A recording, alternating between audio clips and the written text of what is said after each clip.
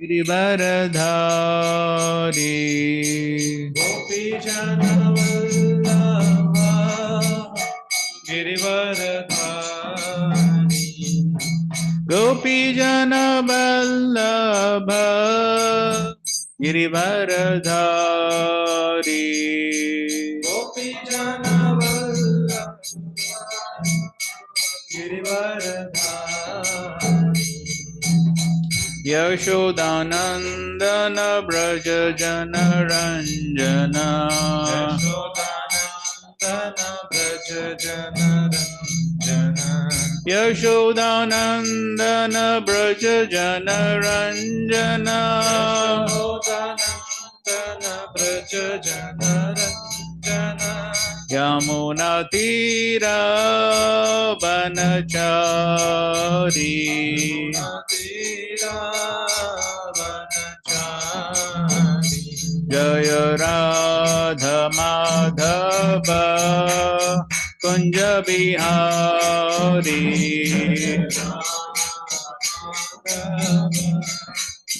कुंज बिहारी गोपी जन वल्लभ गिरिवरधारी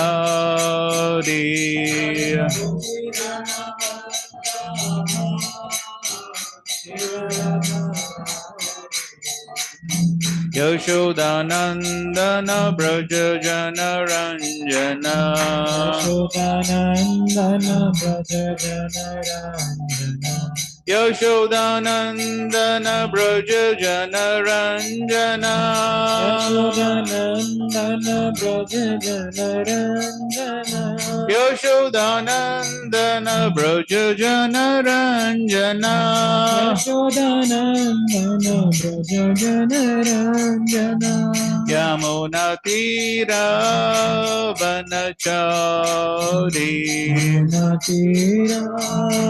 तीरावनचारी जय राधा माधव कुंज बिहारी राधा माधव कुंज बिहारी जय राधा माधव कुंज बिहारी राधा माधव कुंज बिहारी जय राधा माधव कुंज बिहारी राधा माधव कुंज बिहारी जय विष्णुपाद परमहंस परिचार्य श्री श्रीमद ऐसे भक्तिवेदांत स्वामी शील प्रभुपाद की जय इस्कॉन फाउंडर आचार्य पीवीटी फाउंडर शील प्रभुपाद की जय विष्णुपाद परमहंस परिचार्य श्री श्रीमद भक्ति सिद्धांत संस्था शील प्रभुपाद की अनंत कोटि वैष्णव वृंद की नामाचार्य श्री हरिदास ठाकुर की प्रेम से गो श्री कृष्ण चैतन्य प्रभु नित्यानंद श्री अद्वैत गदाधर शिवासादि गौर भक्त वृंद की श्री राधा कृष्ण गोप गोपीनाथ श्याम कुंड राधा कुंड गिरि गोवर्धन की वृंदावन धाम की मायपुर नवदीप धाम की जगन्नाथपुरी धाम की गंगामय की यमुनामय की भक्ति देवी की तुलसी महारानी की संवेद गौर भक्त वृंद की भक्ति वेदांत कोर्स की जय all glories to assembled devotees Hare Krishna all glories to assembled devotees Hare Krishna all glories to assembled devotees Hare Krishna all glories to Shri Guru and Gaurang ओम नमो भगवते वासुदेवाय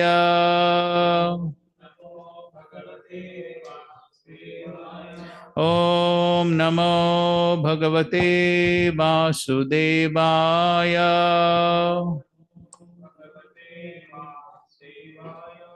ओम नमो भगवते वासुदेवाय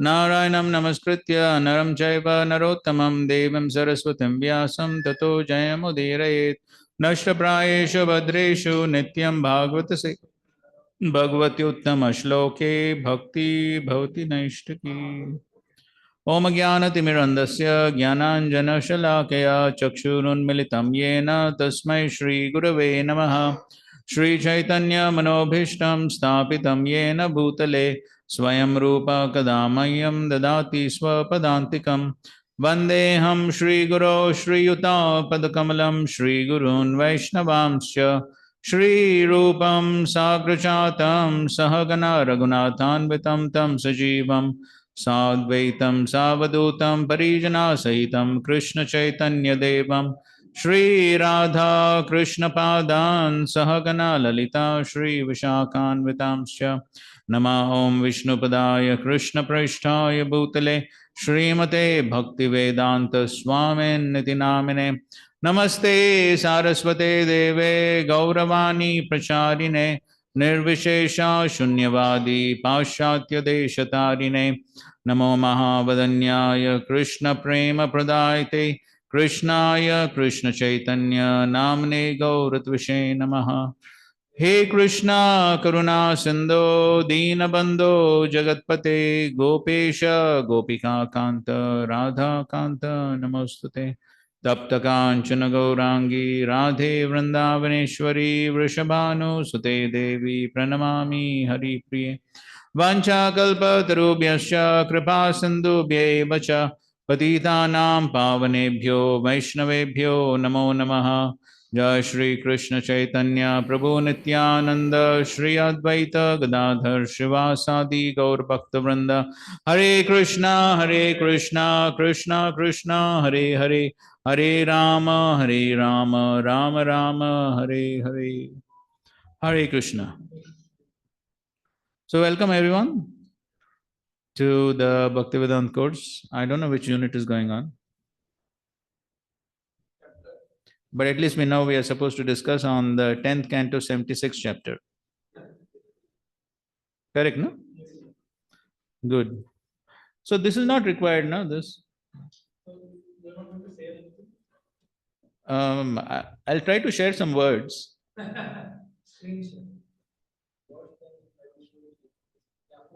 Oral words, I mean.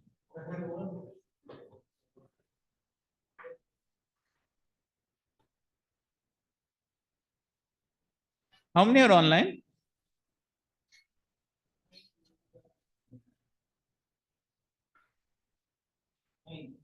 Acha. More online, less here. Who all are there online? Let's hear who are there.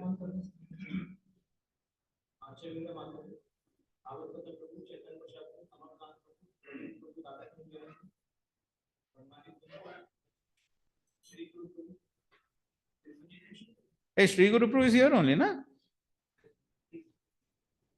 Huh?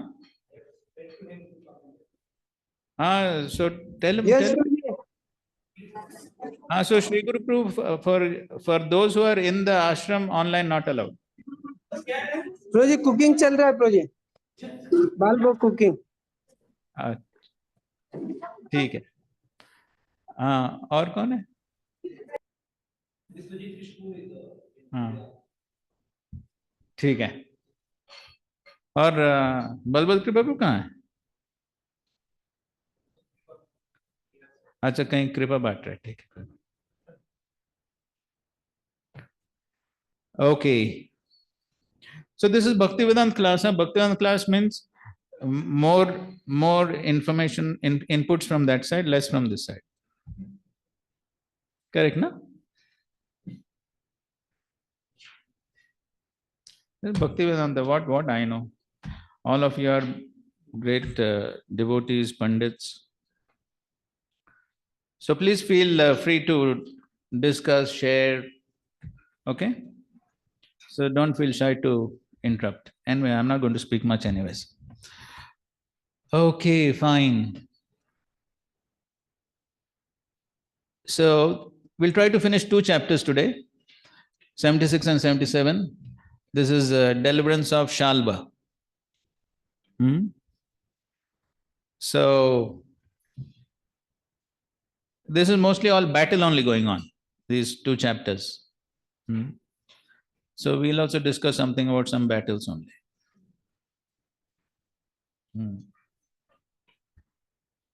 And you can add some masala to that.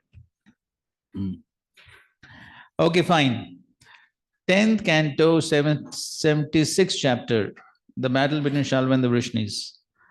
Text 1. Let's recite together.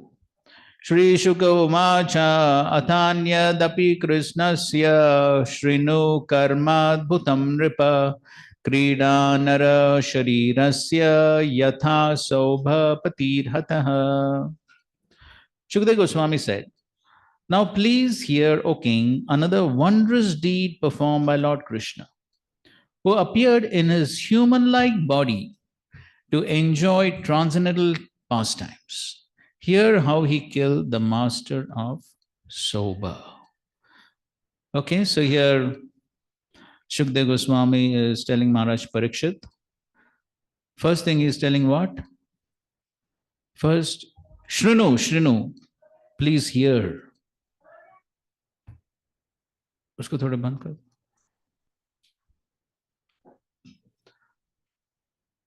Shrinu what? Karma adbhutam. Adbhuta karma. Wonderful, amazing pastimes of the Supreme Lord. What he is doing? Krida. He is doing krida. But how he is doing? Nara. He is doing krida like Nara. But even though it is Nara Lila, but at the same time it is Karma Adbhutam. Very extraordinary pastimes. So, Shukdev Goswami is giving an instruction to Parikshit Maharaj right at the beginning. What? Shrinu. Shrinu. Okay. So just on this point, a little bit of discussion. So what are the various factors that should be taken into consideration while hearing? What are the various factors that need to be taken into consideration while hearing? Okay, so we want Bhakti Vedanta level answers. Huh? Whatever you speak, you, like lawyer. You know lawyer? ऐसा कुछ तो हवा में फेंक दिया. हाँ हाँ बोलो.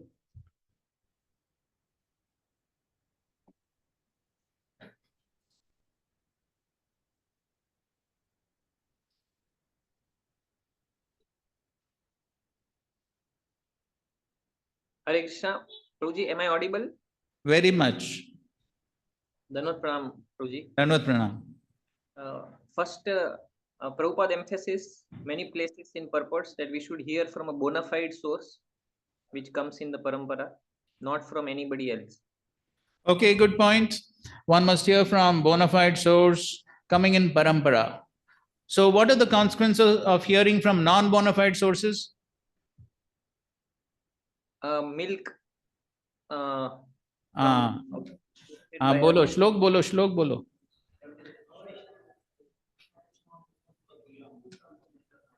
Shlok, no, not remembering, Prabhuji. Avaishnava mukodginam puta hari katamritam shravanam na kartavyam sarpochishta paya yatha. ठीक है, please give the meaning and purport to the verse. So, if we hear from a non-Vaishnava, it is as good as drinking milk which is tasted by a poisonous snake. So can you please explain why Sanatan Goswami is specifically giving that analogy of milk touched by the lips of serpents? Actually, milk is very nourishing. But when it is tasted by a poisonous snake, the same nourishing milk can become very poisonous for our spiritual life. So, correct. Good thing becomes very much bad.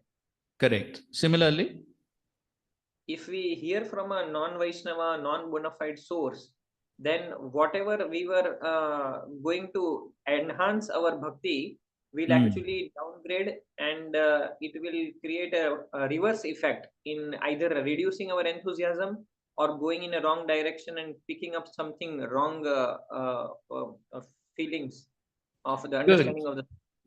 Yes, good, excellent, fine. So the first point is bona fide source. Next, some other points. Yes, Arjuna. in first canto, third chapter, 44th verse, Prabhupada writes, Anivishta Chetasa. One should hear with a rapt attention. Yes, one should hear with rapt attention. Nivishta Chetasa. So who can hear with rapt attention? So then Prabhupada writes that one whose mind is purified. And one mind is purified, for that his habits should be purified. Habits.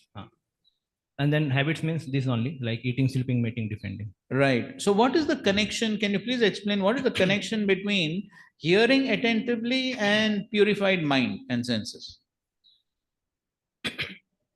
Means because when one's mind, when one's senses are properly regulated in the life, so then that time his mind is not contaminated, means his mind is pacified, peaceful.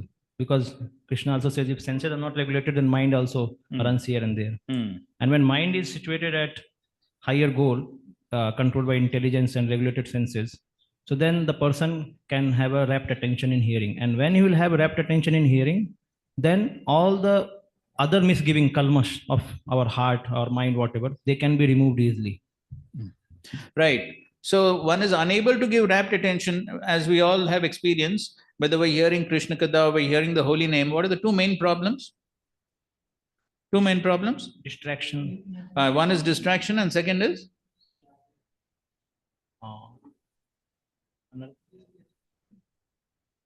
Distaste. Sleep. Here nobody has sleep problem, I think. So, Jadia. Bathroom बघून घे जरा. जाऊ. So sleep is due to tamogun, and distraction is passion. Yes, passion. So the more one is purified, tada rajas tamo bhava kama lobha desi chete teranavitam stitam sattve. The more one is purified, the more the effects of rajas and tamas go down, and then more the sattva increases, more one is able to focus. Okay, good point. What else? Prabhuji, can I? Yes, go ahead. Online, can I, Prabhuji? Go ahead. So, Prabhuji, in even Bhagavad Gita, the 7th chapter, very first shlok, Krishna says, Mai asakta mano partha yoga vinjan. So, where it says actually over there that, yatha jnanasi taj shrunu. So, he said that, by hearing, what will happen? We will keep on hearing regularly. Okay, fine. We're not getting into effects of hearing. What we're discussing is what are the important factors to be taken into consideration while hearing. So two factors have been discussed. One is hearing from the bona fide source, and the second is to hear attentively. So do you have any other such factors? Yes, we'll become even free from doubts, Prabhuji. Asamshayam. That is the result. That is the result of hearing. We are talking about factors to be taken into consideration while hearing. No, I Okay, don't. no problem. You can think about it. Yes, Sachin Bhagwan. In second canto, Srinodha Shraddhaya Nityam. So with faith and regularly or daily. Yes. So what is that full verse? Second canto, 8th chapter, text number 4. Srinodha Shraddhaya Nityam, Granatasya Sujeshitam, Kalena Nati Dirgena, Bhagavan Vishateradi. Good. So one should hear very attentively, Nityam, daily, and take the matter very seriously with faith. Then personality of Godhead, Lord will reside in the core of heart. Yes, good.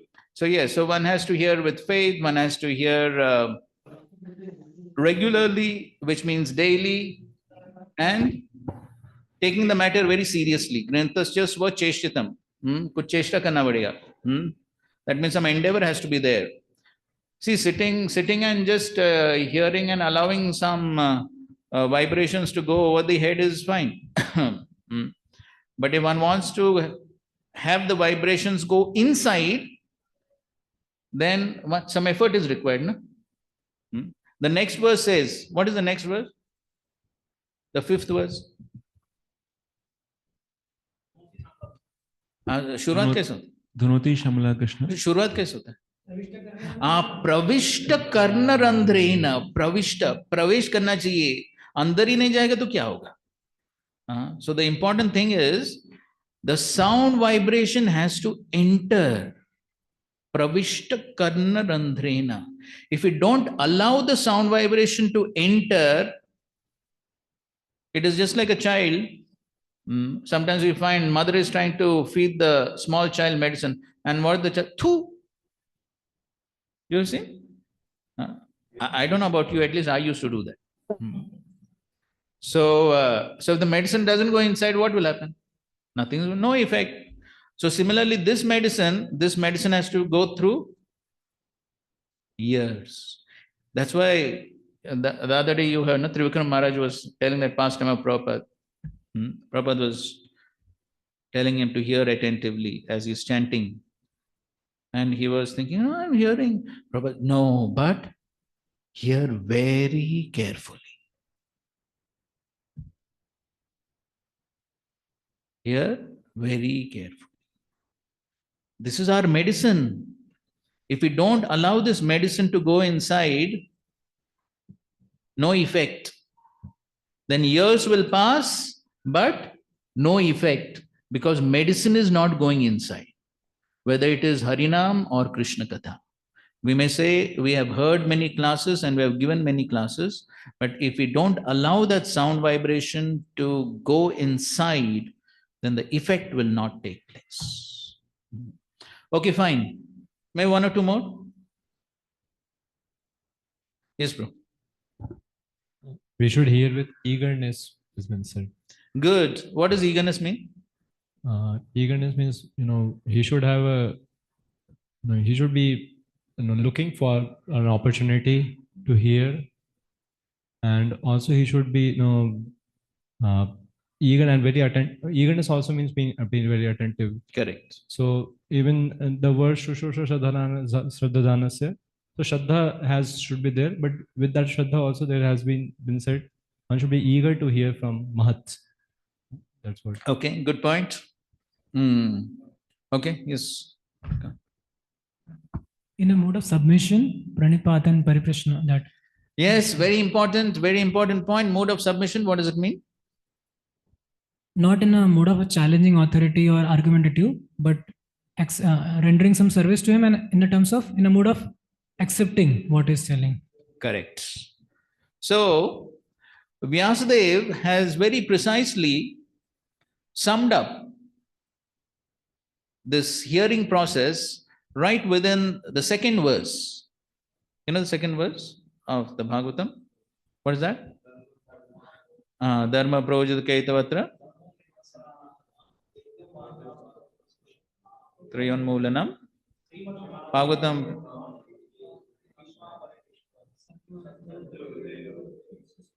Shushrushubi. So there are two words. What are those?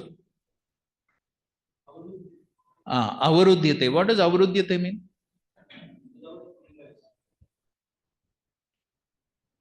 What does the meaning of avarudyate? Ishvara avarudyate.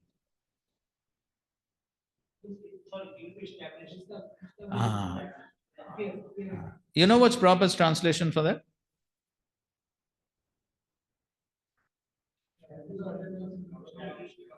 Compact.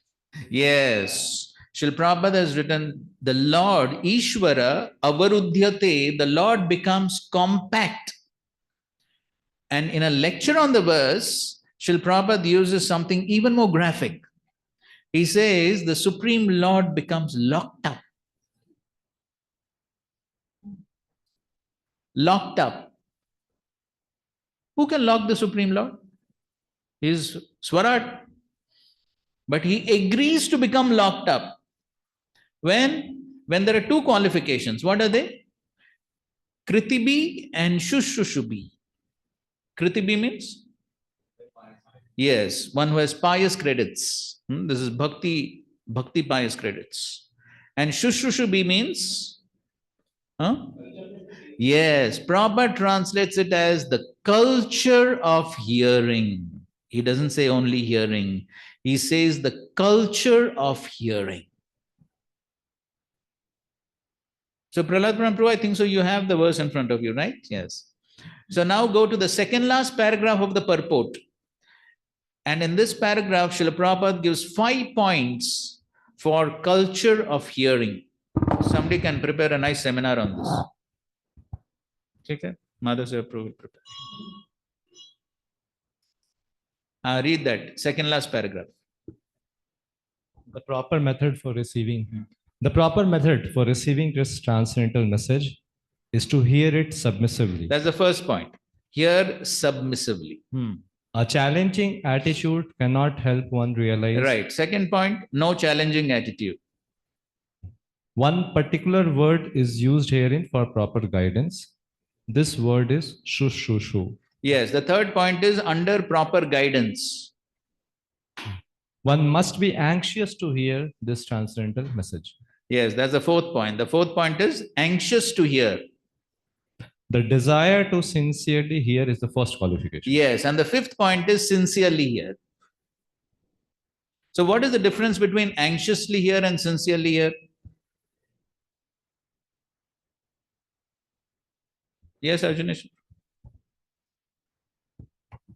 Sincere means I understand that it's regular hearing, means coming for regular classes, and anxious means he's very serious, means he's looking for that message. Okay, good. Any other thoughts on that? Prabhu ji, anxious means बहुत आतुर है कि अब मैं कब जाऊंगा और सुनूंगा.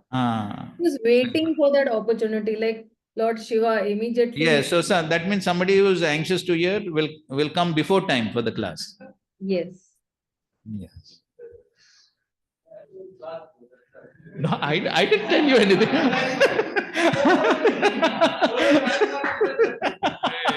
I didn't point out to anyone. Krishna, Hare Hare. I'm not pointing out to anyone. We are talking tattva. Relax. No problem. No. Okay, and what does sincerely mean? Sakshi Chatru, you said Without ulterior motive. yes, without ulterior motive. So what could be ulterior motives in hearing? Somebody wants to become karma, jnana, or wants to, Prabhupada writes his purport, conducting, becoming a speaker for remuneration or for some money and other things, apart from achieving Krishna Bhakti, pure Bhakti. Right. Only for the degree. Only for degree. Or you said remuneration, money. Brahmacharis may not get that, right?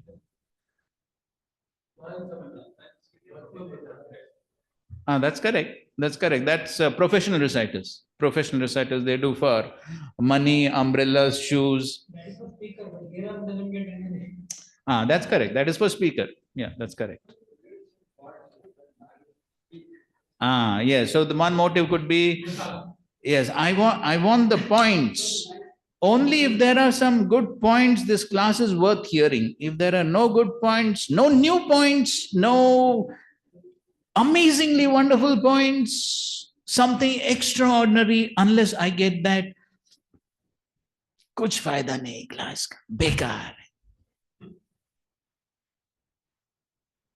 Some other ulterior motives could be?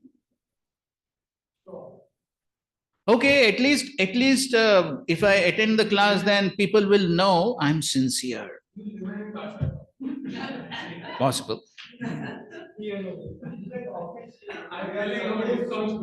Right, yes. Ritualistic. Anything except attaining Krishna. That is correct. Anything except attaining Krishna. That's what we're trying to understand. What are those other things? So, or at least there should be some entertainment in the class. Correct? So at least if there are 5 jokes in 2 minutes, then it's worth hearing. Correct? No, see, we are not speaking something fictitious. There are enough people hearing for all these motives. There are enough people doing that. Either hearing for information or hearing for entertainment? Mental and intellectual titillation. So many times these could be the causes or the reasons for hearing. But what should be the reason for hearing? Transformation. Yes, that's very precise. The only reason for hearing needs to be transformation. Of what? Of the attitude or the heart. Okay. Of one's own attitude, one's own consciousness. So, therefore, if we have that right attitude, then we will hear for the right purpose, and then we will accordingly hear from the right person. So, everything is dependent on our attitude. So, therefore, when Srila Prabhupada began his preaching in the West, as the other day Trivikram Maharaj also was saying, I think. Or anyway, so many people didn't understand what Srila Prabhupada was speaking. They didn't understand his Bengali accent and all that. But still, they understood that this person loves Krishna. That much they could understand. And therefore, when we hear from the right source for the purpose of one's own transformation, then the transformation will take place. Okay, in this context, we would like to quote one verse. Somebody open. 4th canto. Who's opening? Somebody open. 4th canto, 20th chapter, text 25. Read the translation and the second paragraph of the purport. Mic ले लो. पीछे है, आपके पीछे है. My dear Lord, you are glorified by the selected verses uttered by great personalities. Such glorification of your lotus feet is just like saffron particles. When the transcendental vibration from the mouths of great devotees carries the aroma of the saffron dust of your lotus feet, the forgetful living entity gradually remembers his eternal relationship with you. Devotees thus gradually come to the right conclusion about the values of life. My dear Lord, I therefore do not need any other benediction but the opportunity to hear from the mouth of your pure devotees. Yeah, read the second paragraph. A pure devotee always engages in the service of the Lord, taking shelter of his lotus feet, and therefore he has a direct connection with the saffron mercy particles that are strewn over the lotus feet of the Lord. Although when a pure devotee speaks, the articulation of his voice may resemble the sound of this material sky, the voice is spiritually very powerful because it touches the particles of saffron dust on the lotus feet of the Lord. As soon as a sleeping living entity hears the powerful voice emanating from the mouth of a pure devotee, he immediately remembers his eternal relationship with the Lord, although up until that moment he had forgotten everything. Yes. So, the sound vibration of the pure devotee may appear like any other ordinary sound vibration, but it is very special. Why? It touches the saffron mercy dust particles at the lotus feet of the Supreme Lord. One devotee asked me, why saffron? Anybody knows? I could not give an answer. Why? He's saying saffron mercy dust particles. Anybody has any answer? Huh?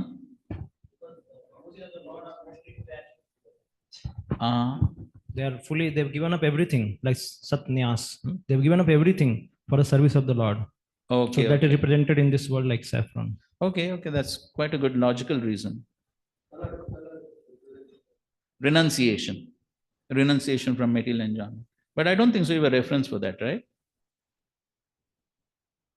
No, it's logically true. That's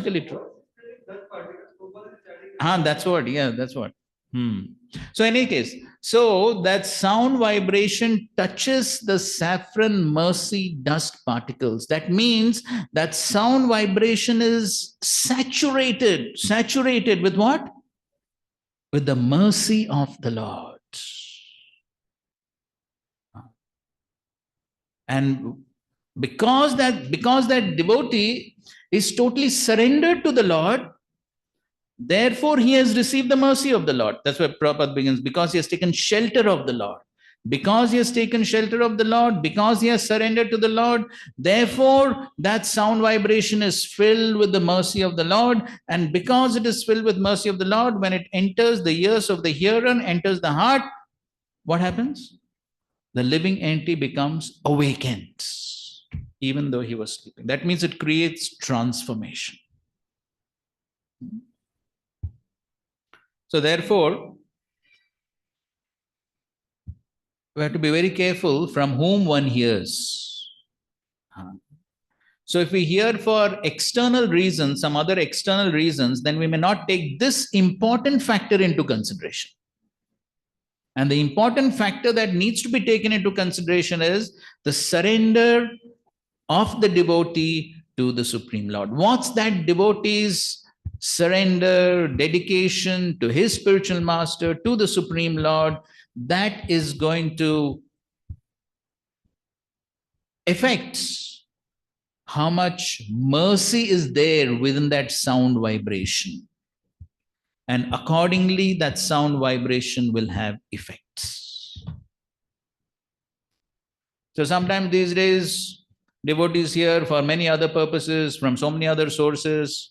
Sometimes our devotees even hear from some other Babas and Bapus to get some, either some entertainment or some new points or some nectar or whatever may be the reason. But we do find sometimes ISKCON devotees hearing these things. So, but one has to be extremely careful. Especially preachers tend to hear different things. But then we should always remember that when we hear something or read something, what's happening? Yes, we are associating with the consciousness of that person. We are associating with the consciousness of that person, and that consciousness is going to affect our own consciousness. So therefore, one has to be extremely careful and not think that, अरे क्या फर्क पड़ता है, थोड़ा इधर उधर पढ़ लेंगे, सुन लेंगे, क्या फर्क पड़ता है? No, one has to be extremely careful. Otherwise, that is why that analogy of the Sarpochishta Payayatha is very appropriate.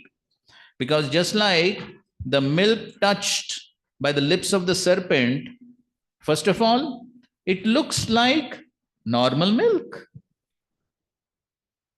By just having a look, अरे दूध ही है, क्या problem है? When will the effect take place? It goes inside, and even after it goes inside, the effects will not be seen immediately. It will take some time for the effects.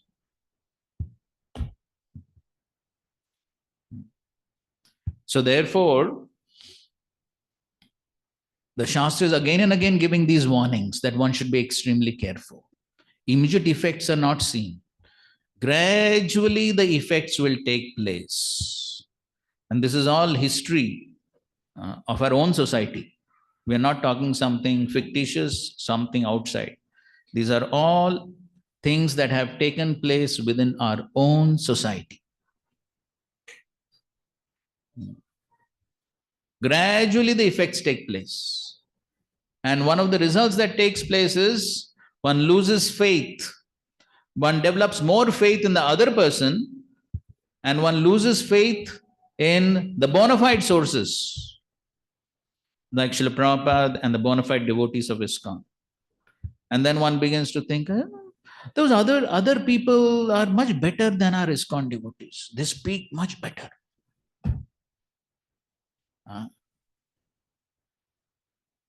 Then gradually that hearing will increase.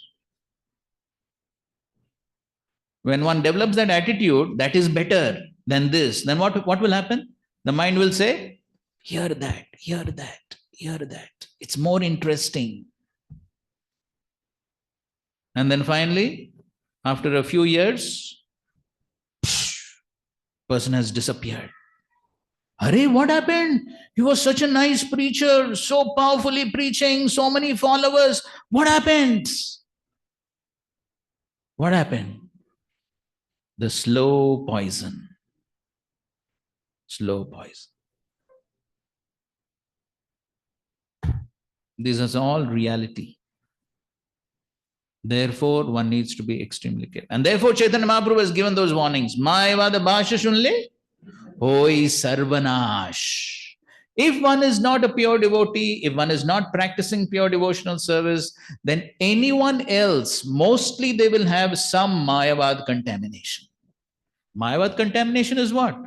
The tendency to become God, to become the enjoyer. Anyone who is not practicing pure devotional service obviously has those tendencies. In a very overt and gross form or in a subtle form. Therefore, one has to be careful. Yes, Prabhu. In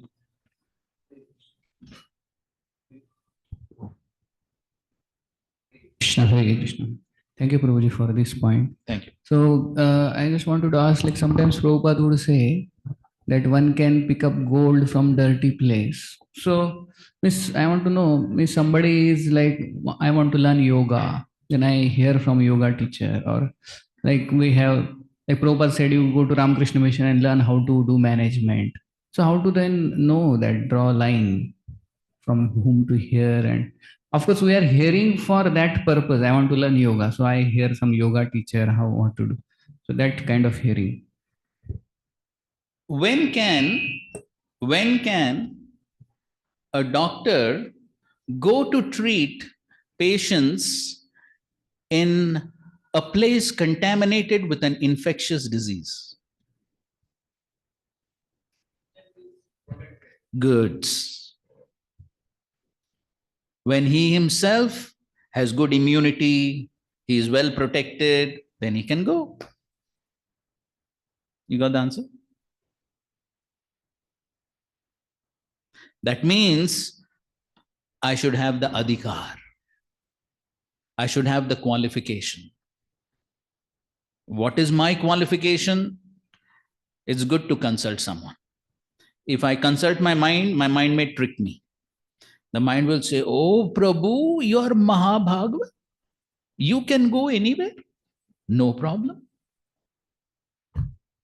So better to consult some authorized person. Somebody who's guiding us. Take some and then do according.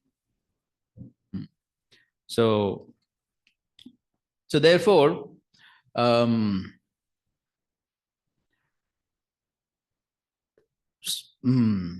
I was going to say.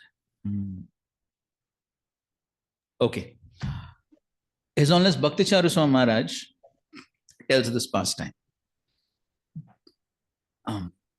So when Srila Prabhupada was in his final days in Vrindavan, and it was obvious that Srila Prabhupada is going to leave this world, and after Prabhupada would leave, then obviously they have to perform samadhi. But there was no experience for any of the devotees to perform samadhi rites within a society. And so His Holiness Tamal Krishna Maharaj told Bhakti Charu Maharaj, who was the personal servant of Srila Prabhupada at the time, to go to Narayan Maharaj to get information about how to perform samadhi rites. Because in ISKCON nobody knew. So on the instruction of Tamal Krishna Maharaj, he went to Narayan Maharaj, and he was the personal servant of Srila Prabhupada at that time. And so Srila Prabhupada was extremely sharp. So he immediately sensed that Bhakti Charu Maharaj is not visible around. He's gone somewhere. So anyway, he came back. And as soon as he came back, first question Srila Prabhupada asked, where have you been? So for Bhakti Charu Maharaj, it was a very embarrassing situation to tell Prabhupada, we went to find out about your samadhi. So obviously very embarrassing to tell that. But in any case, as Prabhupada was demanding, where have you been? He told, went to Narayan Maharaj. Prabhupada was so upset and angry. He said, who told you to go? He said, Tamal Krishna Maharaj. And then Srila Prabhupada was very heavy, chastised him. Why did you go? And then he said, If you listen to him, if you listen to anyone else, and they speak one word different from what I have spoken, you will be confused.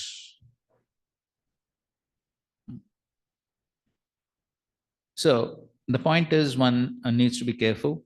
And as you're talking about, yes, maybe there is a need for some reason. So it's always better to consult some senior devotees and do things accordingly. Even if there's a need, then how much one should get into it and all these things, one has to do it with discrimination, because this is a fact, a very well-known, proven fact, that we have lost devotees within ISKCON for this reason. Everything begins with something small. But then that's how Maya tricks. And then that small becomes little more and little more and little more. So therefore, even if one wants to, even if there's a good reason for one to consult other books, other speakers, this, that, for some preaching purposes, so one should be extremely careful and do it under proper guidance. That's my answer. You said there's something online? By the way, anyone wants to add something or comment something on this discussion? One thing, as you said that a Vaishnava Mukhadgiram. So many times devotees, when they our ISKCON is okay. We are hearing from ISKCON devotees, but when they hear from outside ISKCON devotees, so what they also consider, he is also Vaishnava. So here the sloka says a Vaishnava Mukhadgiram. So if a professional reciter, so therefore this discrimination only is not very clear. Yes. So then are we? So then there are 2 points. So are we sure that he is a bona fide Vaishnava from one of the 4 bona fide sampradayas? That's the first question that we have to ask. And even if he's a bona fide Vaishnava from one of the 4 bona fide sampradayas, still we need to be careful, because even within bona fide Vaishnava sampradayas, there are some differences. Correct. There are some differences. And one could, if one is not sufficiently mature to understand these differences, one could get confused. But the first and foremost question to ask is he in one of the 4 bona fide Vaishnava sampradayas? That is the first. Otherwise, we all know the famous pastime of Raghunath Bhatta Goswami and Ramdas. Everyone knows? Right? Raghunath Bhatta Goswami thought Ramdas is such a wonderful Vaishnava. Correct? Now, somebody at the level of Raghunath Bhatta Goswami could not discriminate. Think about it. He could not understand till he came to Chaitanya Mahaprabhu. And Mahaprabhu ignored him. Then when he asked, oh, he's chanting the names of Ram only for becoming Ram. It is not so easy to understand these Mayavad contamination. It's very subtle. It's very subtle. Because they do all these activities of devotional service, but their intention and goal is different. Otherwise, they will also chant the holy names, they will speak Bhagavatam, everything will appear like a devotee only, but the intention is wrong. Something? Online. Radha. Yeah, please. Go ahead. Hare Krishna, Prabhuji. Hare Krishna. Prabhuji, this is Srinath Das. Yes, bro. Prabhuji, in terms of hearing from the bona fide sources. So one thing which I understood over these years, like we keep hearing that like hearing from Prabhupada and Guru Maharaj is like mother's milk. So most of our hearing should be of them. Correct. So now after like in my case, like I keep hearing from like here from we in Pune, we are trained in a particular way. Of course, whatever is spoken in Bhagavatam, we are trained in that way only. It is not off the track. Like for example, if you see some other yatras, like somewhere it is book distribution is majorly emphasized, even in Bhagavatam and others like that, and some other place, some other things like that. So in my case, but what I do is that where I feel nourished in my Krishna consciousness, to stay intact in Krishna consciousness, I keep hearing that more, like, so that I can remain in Krishna consciousness and nicely with proper consciousness I can serve. And even though it may be my own Guru also, Guru Maharaj also, because what happens, like when I keep hearing from because I was trained and tuned in a way where now I am stable, for example. But if I keep hearing anything other than here in this yatra, emphasis on in this yatra, then I feel little feeling that am I doing Krishna consciousness in the right way, like that. So in that case, Prabhuji, in that case, how we should be careful in hearing. I think you got my point. Yes.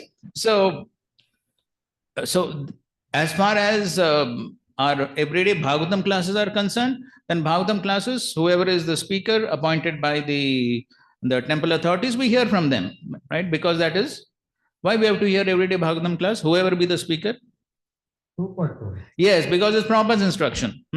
I think so. You may have heard when Janamas Prabhu was asked this question. Even to date, you can see in Mayapur, Janamas Prabhu, every day in the Bhagavatam class, whoever is giving class, you can see that. Even to date, even though now is about 80 years old, quite sickly, but still you will see that. And so some days back, some years back, somebody had asked him this question, Prabhu, why you're every day? Very simple answer. What is that? Because Prabhupada's instruction. Very simple. Prabhupada's instruction. I make progress because I follow instruction. That's all. So as far as the Bhagavatam class is concerned, yes, we hear.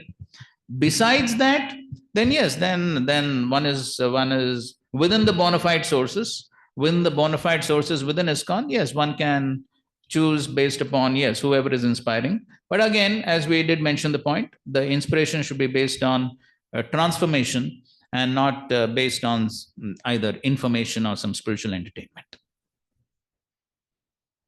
Is it okay? Yes, Prabhuji. Like the mood is for transformation only, other than the Bhagavatam classes I am saying. Yes. Transformation only. But yes. different. Yes. So if we have the right motive, then whatever is inspiring us to bring about that transformation, it is fine. Okay. Prabhuji, Hare Krishna. Let's comment on the topic. Yes, go ahead. Okay, Samarpan Prabhu is speaking something. Hare Krishna. Prabhuji, when I study Bhagavatam, these verses are not just speaking about practicing pure devotees in the principle itself, because they have mercy particles. No? Others are aspiring for mercy particles. So there is a difference here. And like these verses are there all over Srimad Bhagavatam. Narad Muni also, Tasmin Mahan Mukharita Madhuvit Charitra. Piyush says, those who are goosebumps are coming, you go and hear from them.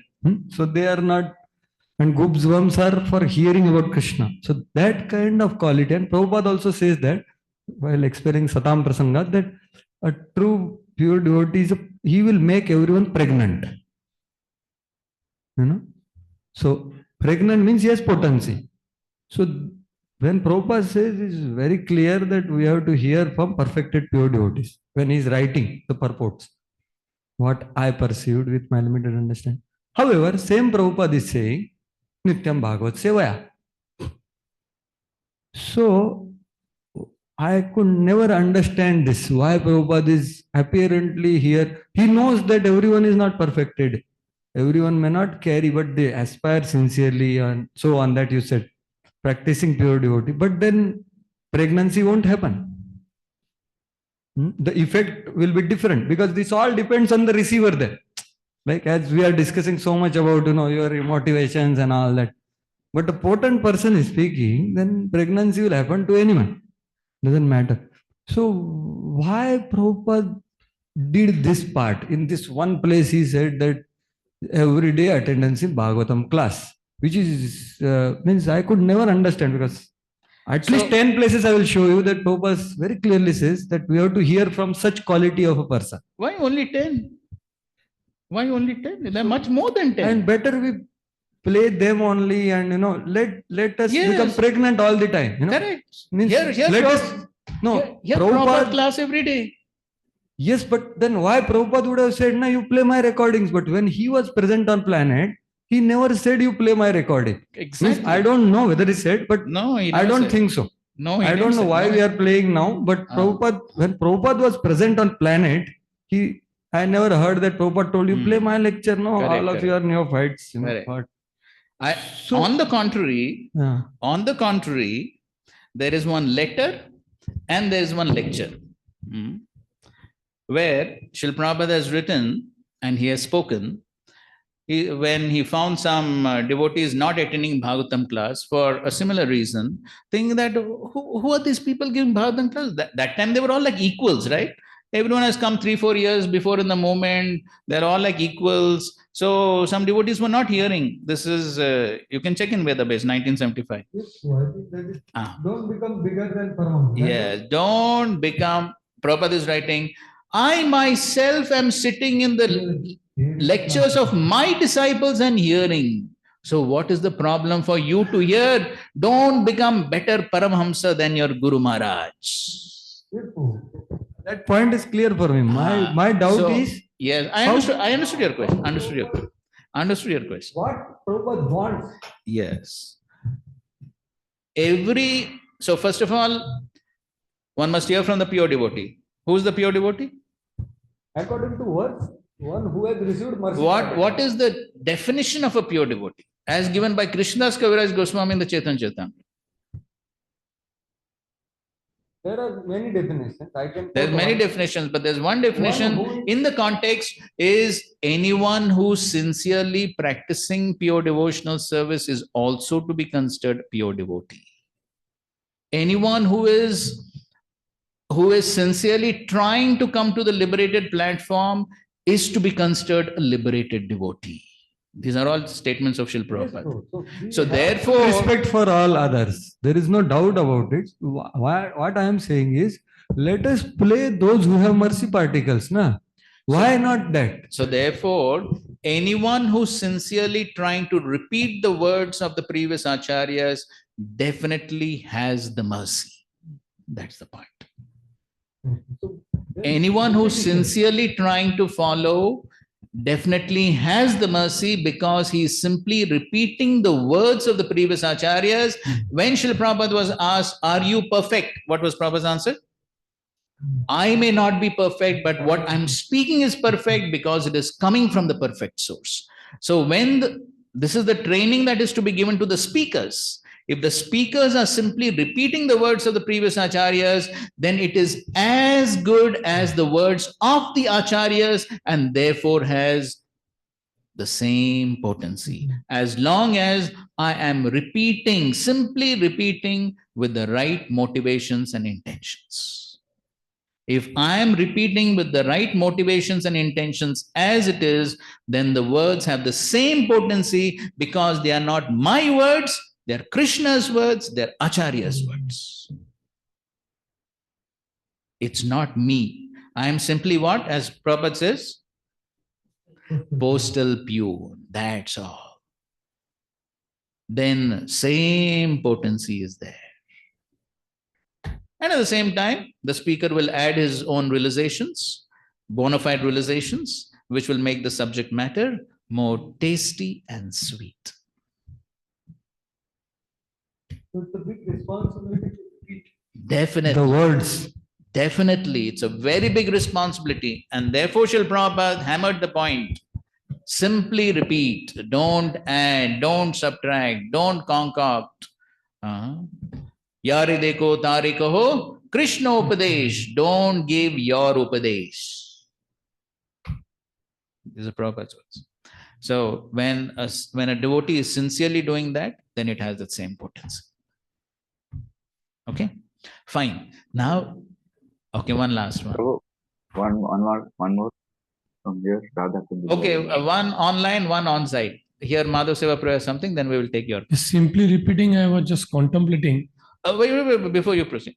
Simply repeating means, okay, Shukamukad Drava Amrita Samyutam, Shukamukad. Okay, What is the meaning of Shukamukhad?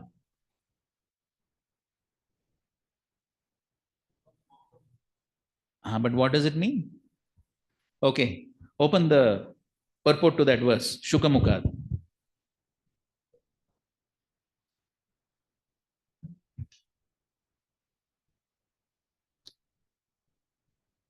And this, I suppose, is the third last paragraph of the purport. And we can see that specifically Prabhupada is describing what does the Shukamukhad mean. In the purport you read, Prabhupada is beautifully explaining. In Sanskrit, the parrot is also known as shuka. When a ripened fruit is cut by the red beaks of such birds, its sweet flavor is enhanced.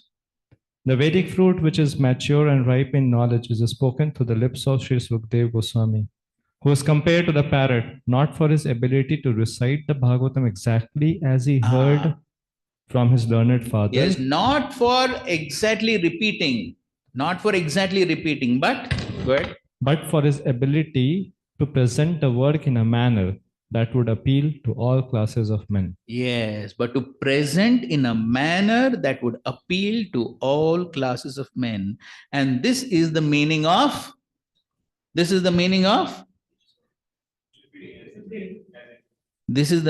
realization.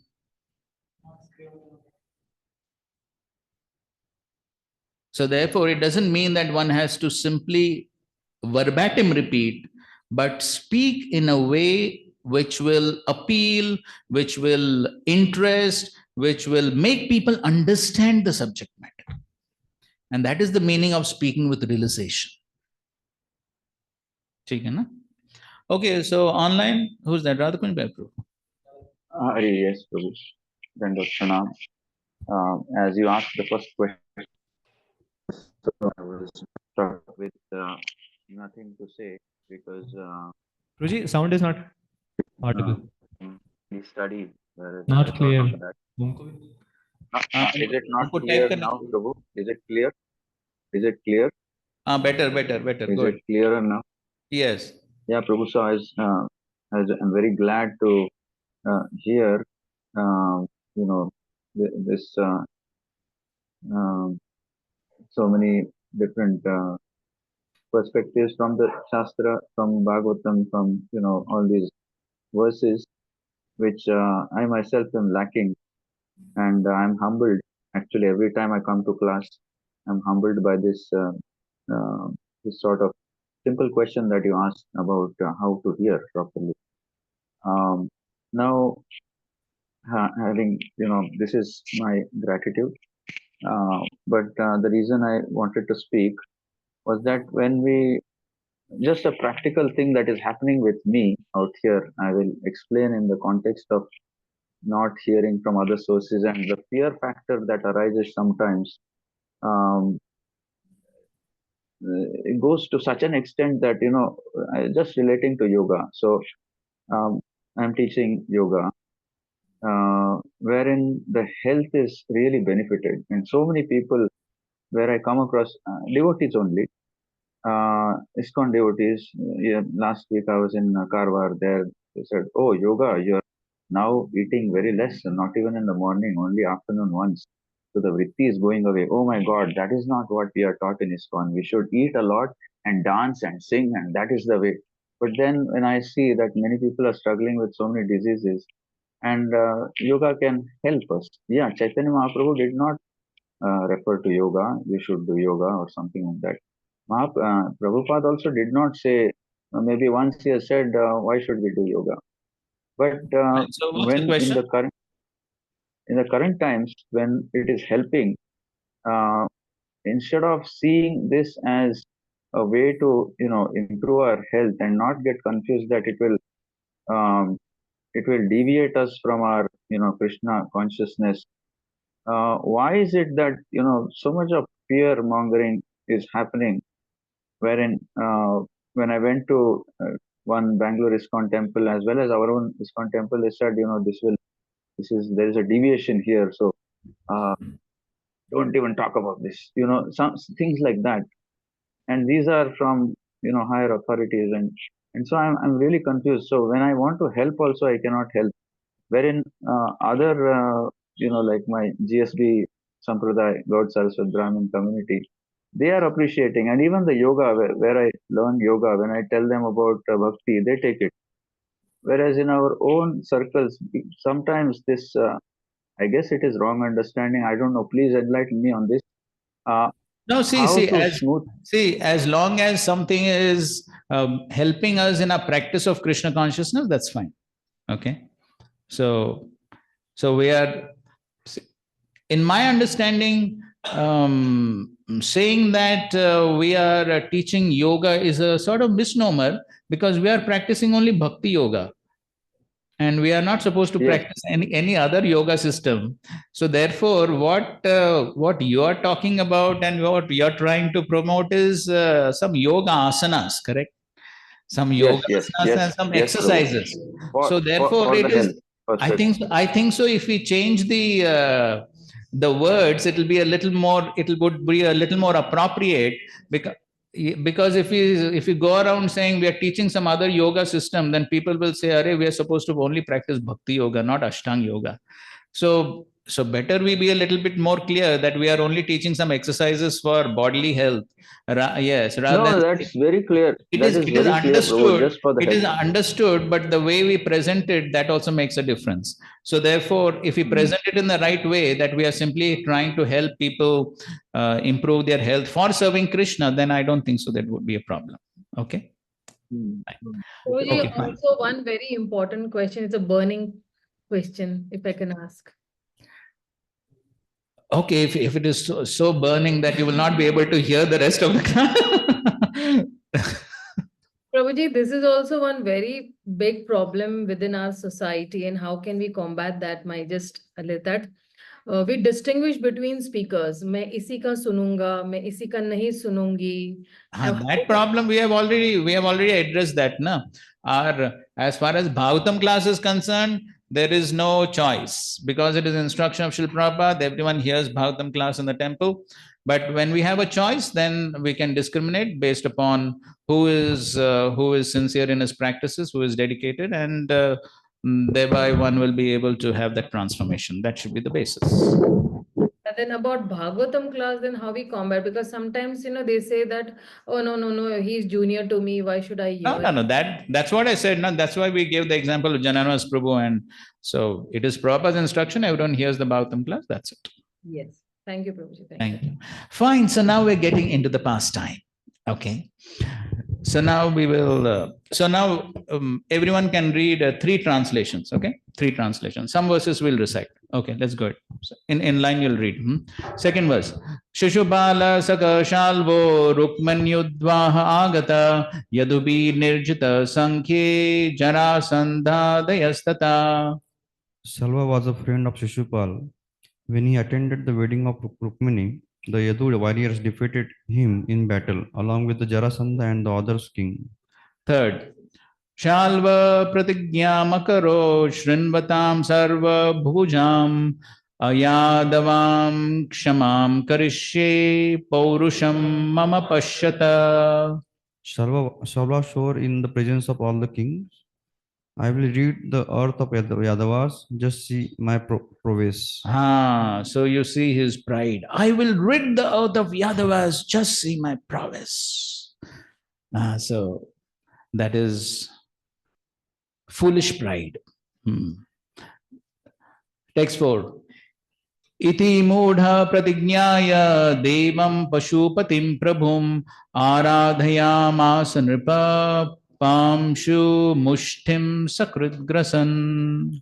Having thus made this vow, the foolish king proceeded to worship Lord Pashupati, Shiva, as his deity by eating a handful of dust each day and nothing more. Okay, so here is called Muda. Okay, here is called Muda. Why is called Muda? For making a false oath. For a futile oath. Yes. So here we can see that how this Shalva, he is vainly boasting. It's a vain boast. I will rid the earth. of the Yadavas. This is his vain boast. So he is too proud of his strength. So this is the problem with the conditioned souls. The conditioned souls become too proud of their so-called strength. So that is why when somebody has some opulence, then one becomes proud. Right? And then one thinks one is better than others.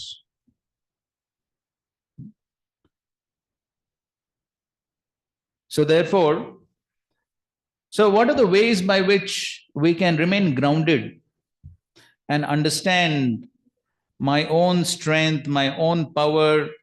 How can one remain grounded and not feel that I am extraordinary? Mother Sabru? Which prayers?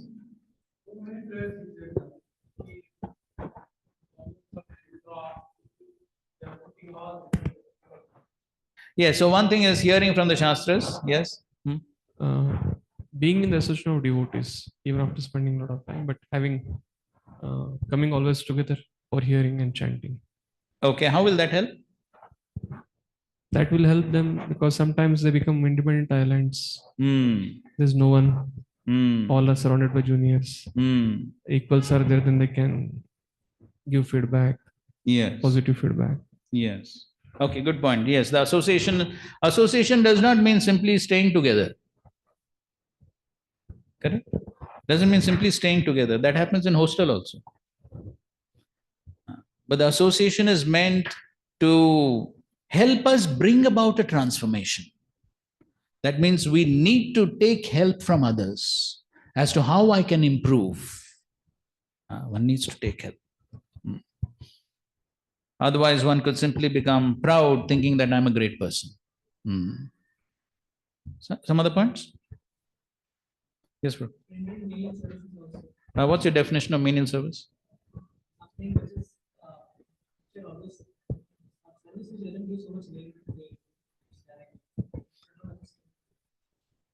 Okay, okay. Services which may not always be in the limelight. Okay, fine.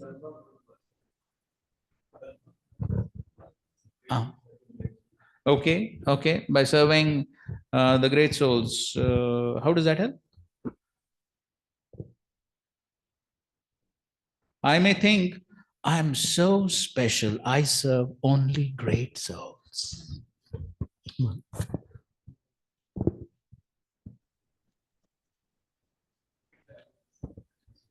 Well, when you actually look at the qualities of Krishna and the way he takes a very submissive level, right, in every aspect of his life, that helps a lot. Everywhere he has been a car driver for Arjuna.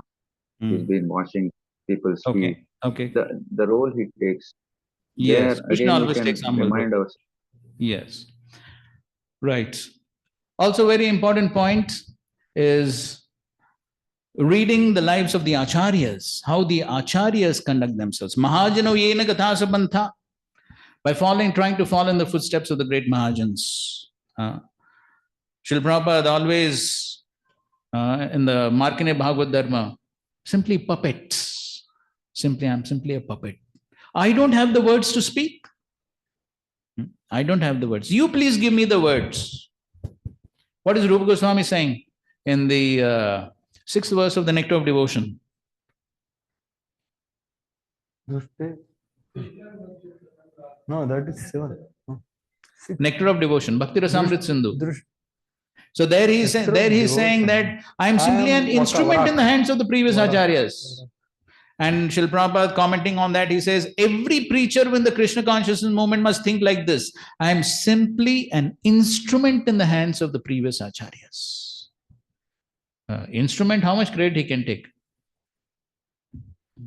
So yes, so these are some important points so that we don't unnecessarily get this type of pride where one thinks I'm so great, I'll rid the earth of the Yadavas. So this is unrealistic pride. One can take pride in Krishna. One can take pride in the acharyas. One can take pride in being within the wonderful institution of ISKCON. But taking pride of one's own abilities, that is foolishness. Correct? You don't agree? I am full only. So. Okay. I want to share something. Okay, go if ahead. you allow. Go ahead. Go ahead. His Holiness Radhanath Swami Maharaj says in one lecture that when such feeling comes, so we have to see that battery is discharging, then there is red light going. Sound comes. Then better you charge. So as soon as this feeling comes, I am better than others, I am well known, I this, that. This feeling is means charging is not there. So better you charge yourself through hearing from Guru and all that. So, so it's a very quite internal thing actually to see. Correct. And of course, internal will eventually manifest externally also. The thinking will not, others may not see. Yeah. That one thing, yes. That one will. Charging is external. Charging will see external. Yes. To the degree one is getting pure, to that degree one can hear the ting-ting sound. Otherwise, the ting-ting sound gets covered over by one's own mind's sounds. Then one will never hear it. That's why he said we need association of equals. They will shout loudly to you without any. But juniors, if you are there, then they will worship you. Correct. So that's why we need association like Sakshi Achyut Prabhu and other devotees. Yes. Will make us something. That is the purpose of this class. Okay, fine. 5th verse. So then he's worshipping Lord Shiva and performing such severe austerity. He's eating pamshu mushtim, sakrit grasan, just a handful of some dust. Such severe austerity. Who can survive like that? But Krishna talks about 3 types of austerities. Which type this is? Yes, tamasic. Okay. So then finally Lord Shiva comes. Okay, 5th verse. Samvatsarante Bhagavan Ashutosha Umapati Varena Chandayamasa Shalvam Sharanamagatam. The great Lord Umapati is known as he who is quickly pleased. Yet only at the end of a year did he gratify Shalva, who had approached him for shelter by offering him a choice of benedictions. Purport. Salva worshipped Lord Shiva, who is famous as Ashutosh, one who is quickly satisfied. And yet Lord Shiva did not come to Salva for an entire year because, being Bhagavan, a great, all-knowing personality, he understood that any benediction given to Lord Krishna's enemy would be fruitless. Still, as stated by the words Sharanam Agatam, Shalva had come to Lord Shiva for shelter, and thus to maintain the standard principle that a worshipper receives a benediction, Lord Shiva offered one to Shalva. Okay, so for 1 year he didn't come because he thought, this fellow is asking foolish things. He wants to fight against my Lord. How is it possible? So therefore he delayed for 1 year, and then anyway, they're obliged to satisfy their worshippers. So then he said, okay, theek hai. Okay, 6th verse. Devasura Manushanam Gandharvoraga Rakshasam Abhedyam Kamagam Vavre Sayanam Vrishni Bhishanam. Shalva chose a vehicle that could be destroyed by neither demigods, demons, humans, Gandharvas, Uragas, nor Rakshasas, that could travel anywhere he wished to go, and that would terrify the Vrishnis. Right, so this was the benediction that he wanted. So usually these demons, the demoniac mentality is to get power. Take 7. Tateti girishadishto maya para puram jayah puram nirmaya shalvaya pradat saubham mayasmayam. Lord Shiva said, so be it. On his order, Maya Dhanava, who conquers his enemies' cities, constructed a flying iron city named Shobha and presented it to Shalva. Okay, flying iron city. So demons always like iron. Iron age, Kali Yuga.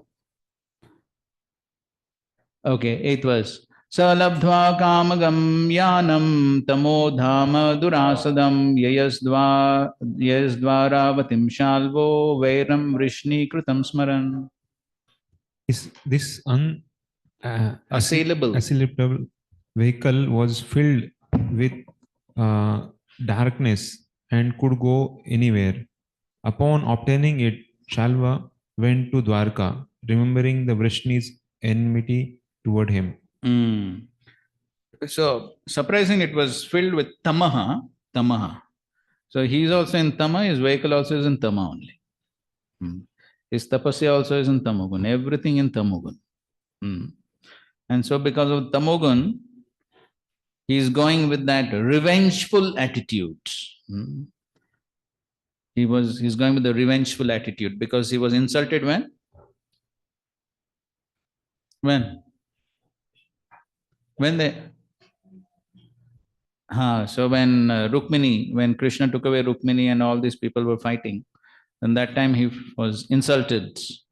So that's that revengeful attitude he has, and with that revengeful attitude, he is going. So how to give up this revengeful attitude? How to give up?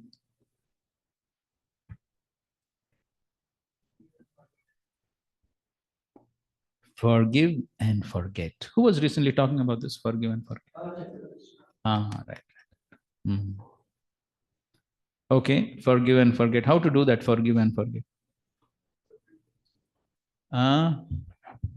Whatever is happening, basically it happens because of what we are not willing, which is against. We desire something and some person does opposite of it. And most of the time we blame the instrument. We should understand it's an instrument of our own karma. Yes, instrument of our own karma. Therefore, Srila Prabhupada writes in Bhagavad Gita,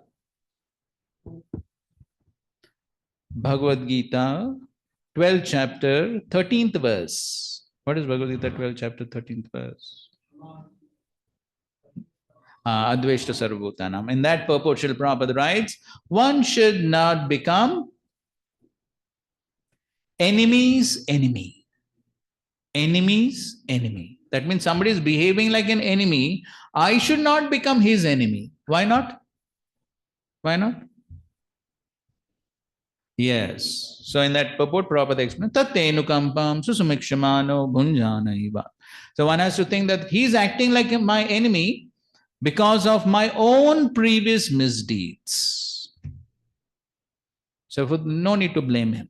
Because of my own misdeeds, he is behaving like my enemy. So the moment one thinks like that, all our anger will become shant. It is not his problem. It is whose problem? It is my problem only. Everyone knows that famous pastime of His Holiness Gopal Krishna Maharaj and Mr. Chatterjee. Give to Madhav, he will tell. Once Prabhupada had gone to give a class in one place. This was in Montreal. And there he went to give a class at a church. Just to fill in some details. Please go ahead. And then after the class, this Mr. Chatterjee was there. He started speaking all ill words to Prabhupada. And then Prabhupada was very silent and he was not retaliating. And then later Maharaj asked Prabhupada, why did you do this? Why did you not speak? And then he told that he was just an instrument of my thing. Right. Just to fill in a few details.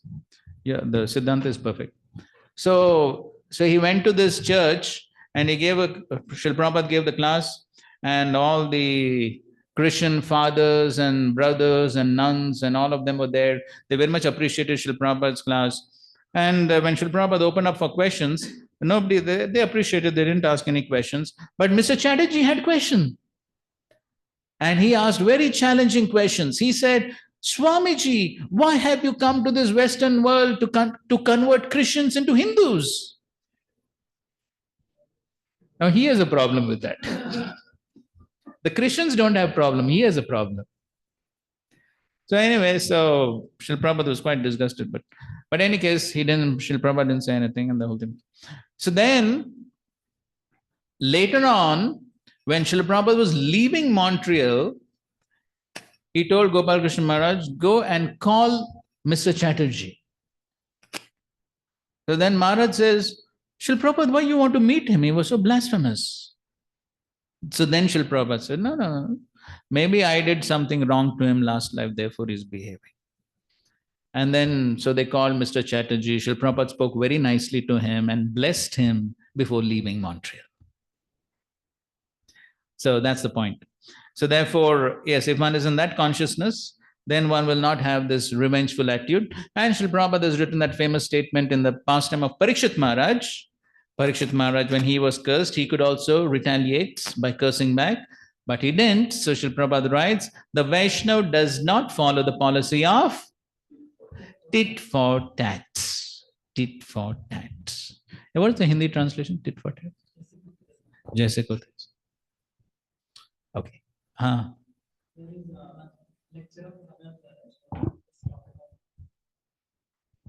Art of forgiving. So this lecture is there. So Maharaj was telling in Christianity also there's this saying is there. He was repeating that to the extent you want, you should be forgiven for all your sins and all your misgivings or whatever misdeeds you have done. To that extent, you should know that you should be also ready to forgive that much. Forgive to be forgiven. So if I am forgiving, then I can be forgiven.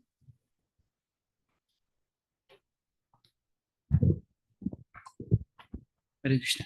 So like that day Bhagavatam class by Kalchakra Krishna Prabhu, same.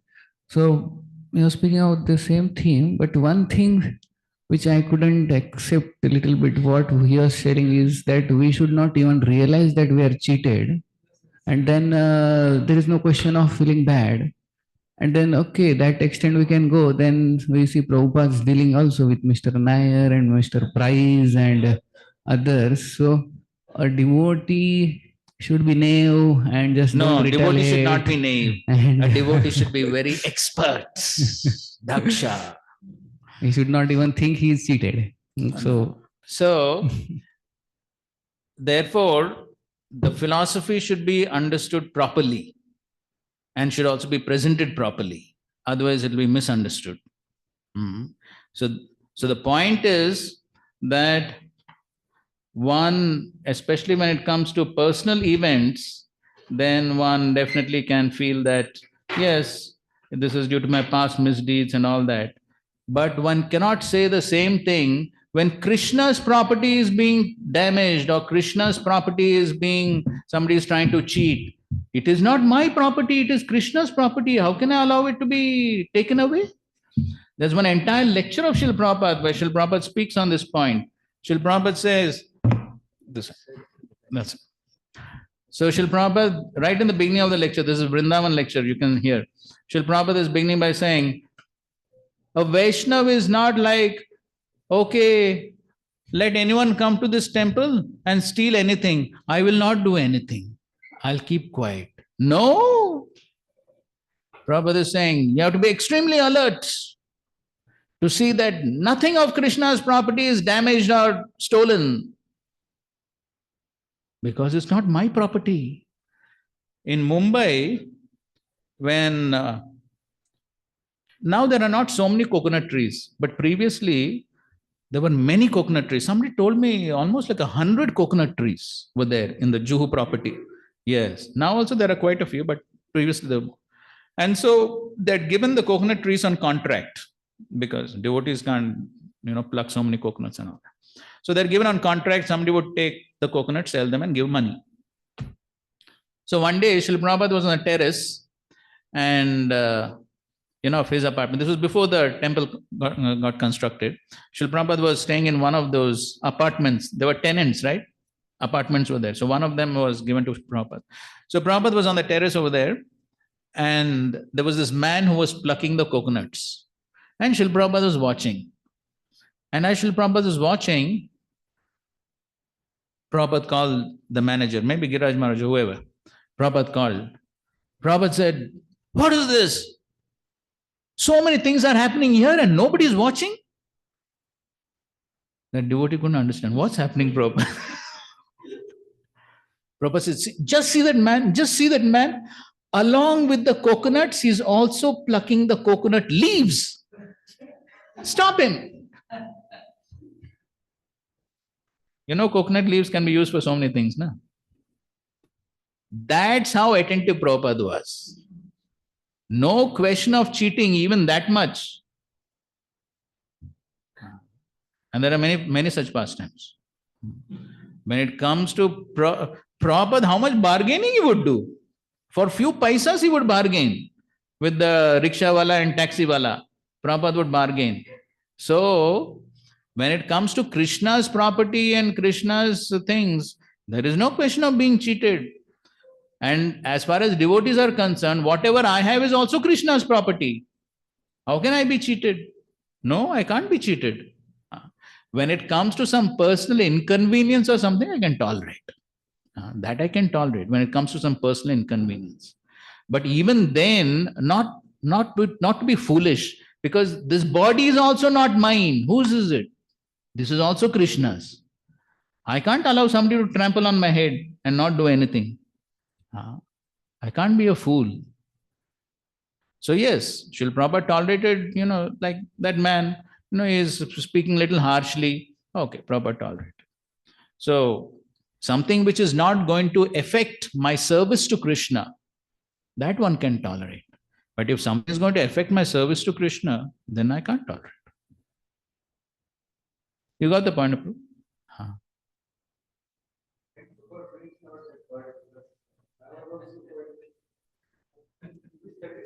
Even the person who asked question, I don't know whether he asked a very practical thing, a Grihastha devotee Correct. who is dealing with all these things. Correct. So he asked, and I don't know, the answer was very transcendental, but thank you for balancing the whole thing. So, Prabhu, my point is that if this would have happened there, it would have been nice. So, as Bhakti Vedanta students, what is our responsibility because that's the people take the message. So, do we have some responsibility in that direction? Kindly contact the temple managers. No, I am talking about principles, not institution. As my responsibility. I'm seeing something happening wrong, I should do something about it. So whatever inspires you at that time, you can do. Thank you, Chaitanya, for bringing out here at least. Yes, sir, whatever you say. Hare Krishna. Okay, fine. So we'll have a break.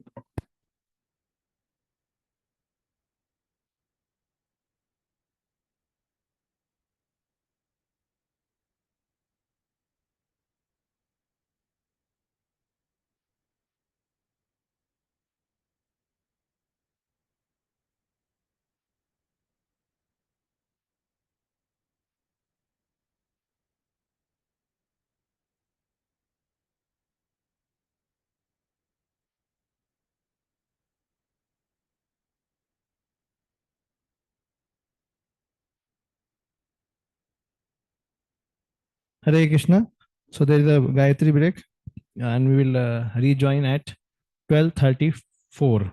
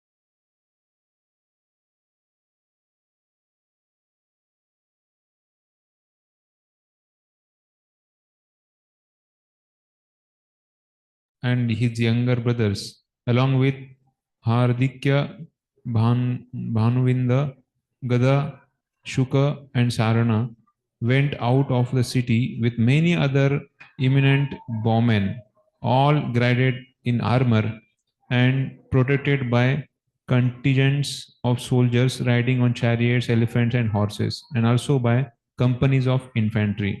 Okay, so Pradyumna, along with all these other warriors also, they went to fight with Shalva. 16. Tumultuous, hair-raising battle then commenced between the Shalva's forces and Yadus. It equaled the great battles between the demons and demigods. Okay, so terrible battle between Loma Harshanam, which will make the hair stand. Terrible battle between Shalva and these Yadus. Okay, 17. With his divine weapons, Pradyumna instantly destroyed all of Shalva's magic illusions in the same way that the warm rays of the sun dissipate the darkness of the night. Yes. Na shayam asa naisham tamaha iva ushna. So just like the sun destroys the darkness. Krishna Surya Sam Maya hoy andakar jaha Krishna taha nahi mayara adhikar. So just like that. So Pradyumna was destroying. So the Shalva was quite a mystic and he was showing a lot of illusions, but then Pradyumna was destroying all of that. Okay, 18, 19. Lord Pradyumna's arrows all had gold shafts, iron heads, and perfectly smooth joints. With 25 of them, he struck down Salva's commander-in-chief, Duman, and with 100 he struck Salva's himself. Then he pierced Salva's officers with 1 arrow each, his chariot drivers with 10 arrows each, and his horses and other carriers with 3 arrows each. Okay, so this is the battle going on. Continue. When they saw the glorious Pradyumna perform that amazing and mighty feat, all the soldiers on the both sides praised him. At one moment, the magic airship built by Mayadano appeared in many identical forms, and the next moment, it was again only one. Sometimes it was visible, and sometimes not.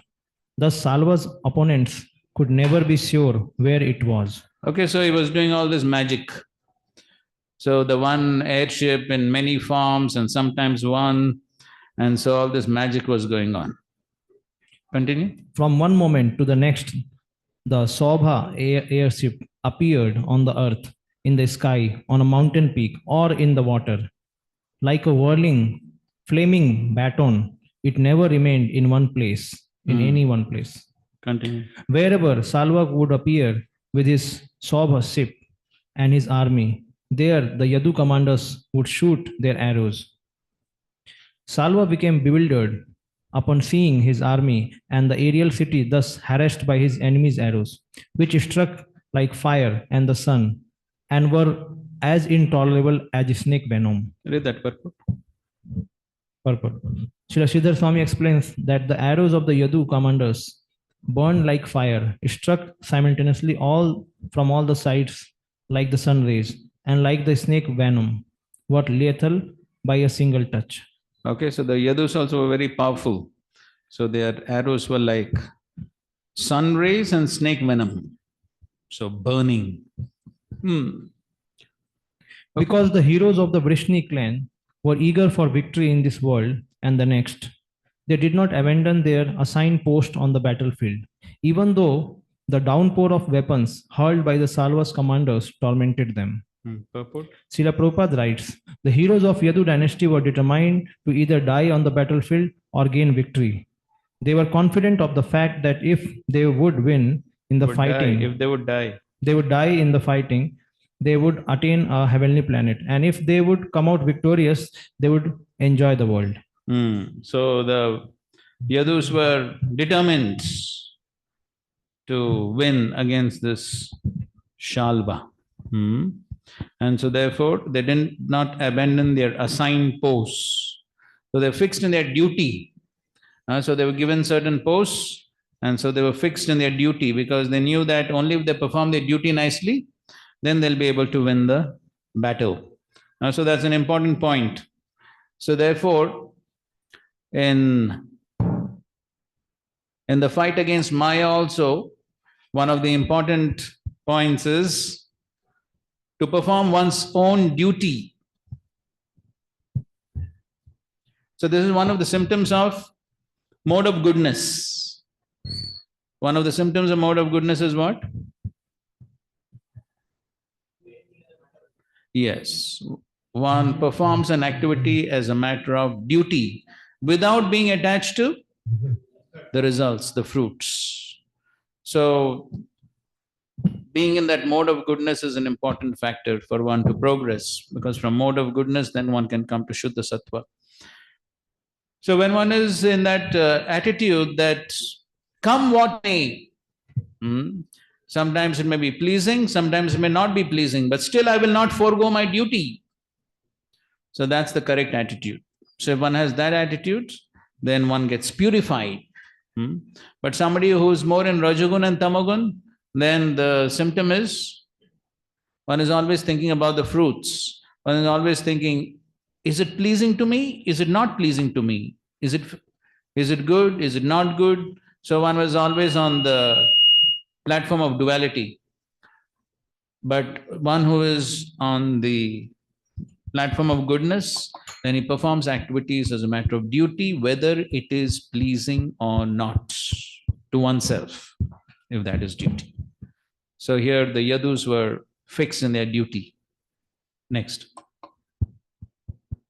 Pado?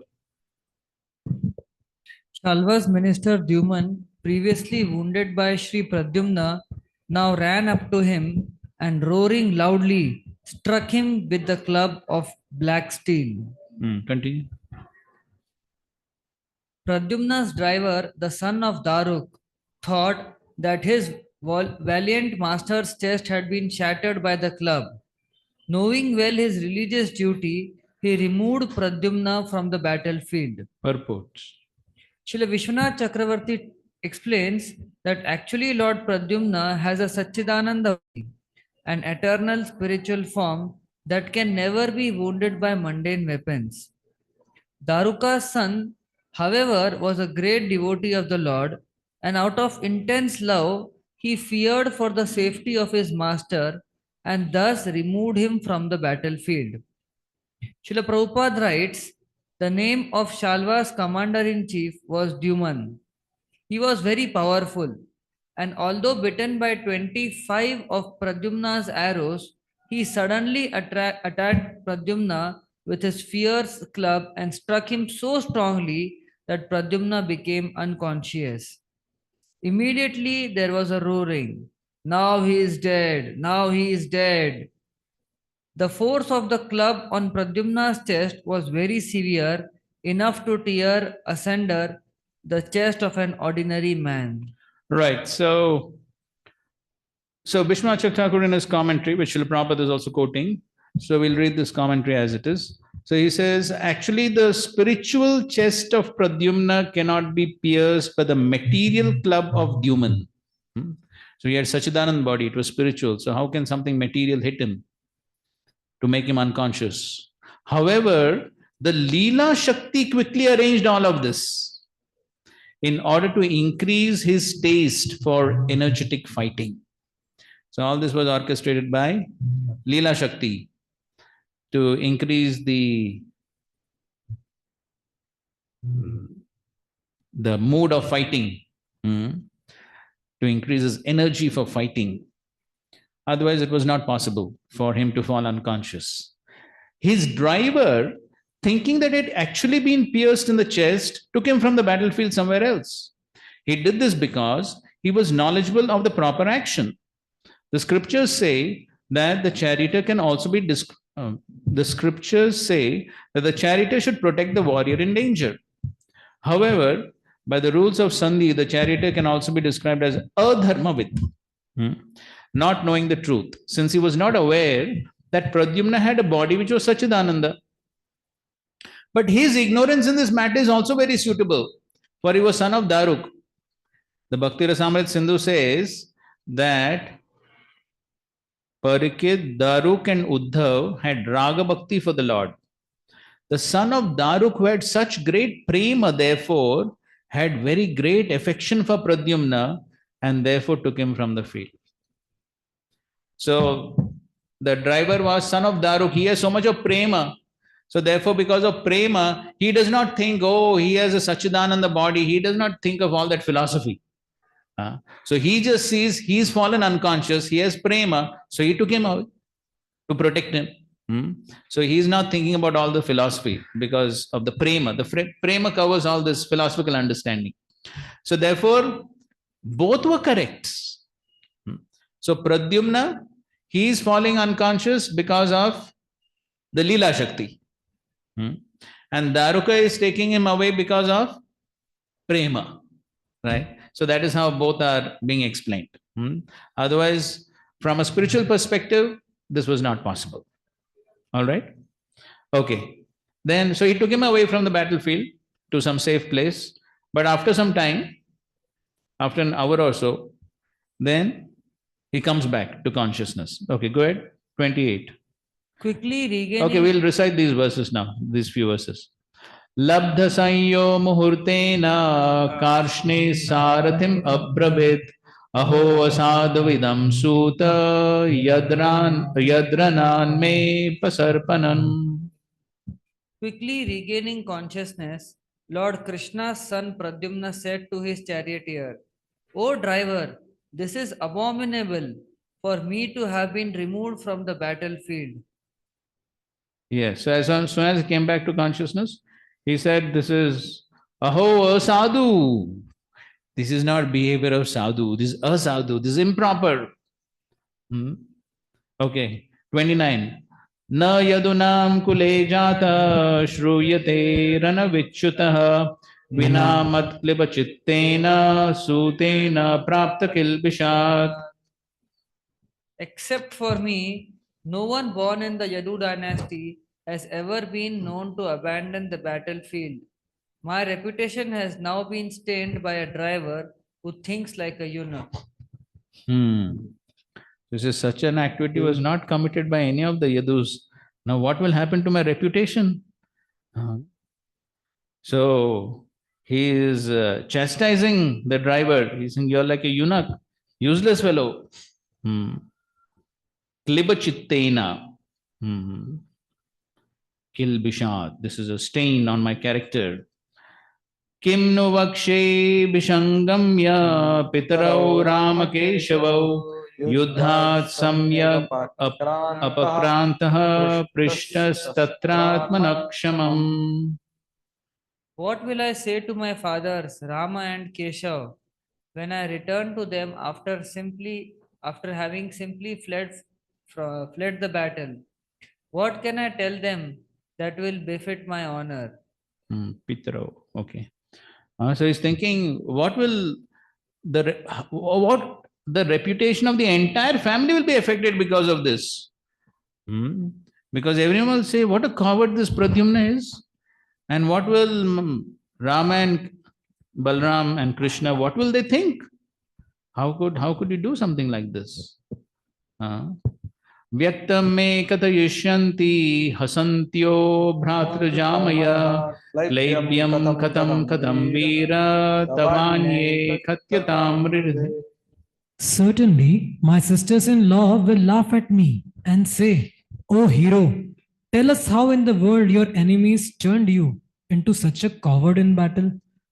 So the sisters-in-law, that means all his brothers' wives, they will laugh and they'll make fun. How did you do this? Like a coward? So that means he's very much thinking about his reputation.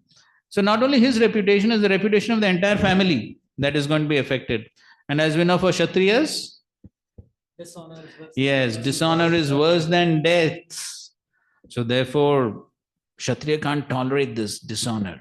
That's why he's using quite harsh language against his driver.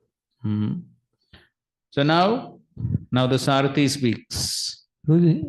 There we read one purport of Vishwanath Chakravarti Thakur. There it was mentioned that Daruk, 3 people's name is written. Daruk, Uddhav, and one more, Parikshit. They had Raga Bhakti for the Lord. So what we read Bhakti Rasamrit Sindhu, Raga Bhakti is belonging to Vrajvasis. So, but they are here. So how do we understand that statement? It's Rag Bhakti in terms of like Vrindavan thing, or what exactly it means? What? So basically, the Raga Bhakti means there is love.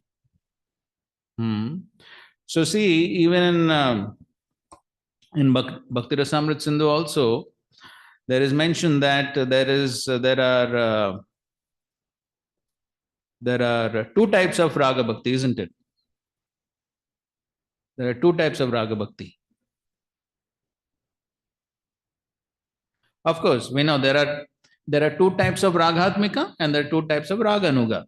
So now we are talking about Ragatmika, right? We are not talking about Raganuga. Yes, there are associates. So therefore, Ragatmika Bhakti. Okay, so just for a clarification, let's open Bhakti Rasamrit Sindhu.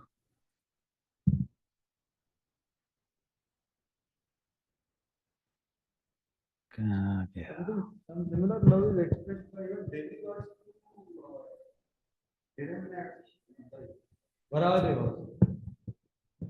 No, They feel fearful. that is material fear.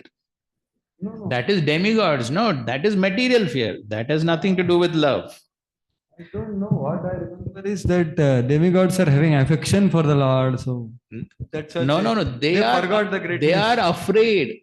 They are materially afraid. They are thinking, oh, the demon will kill the Lord. Then what will happen to us? Yes, this is full material. That is material fear. That has nothing to do with prema. Oh, really? Somehow I don't. They're demigods, no?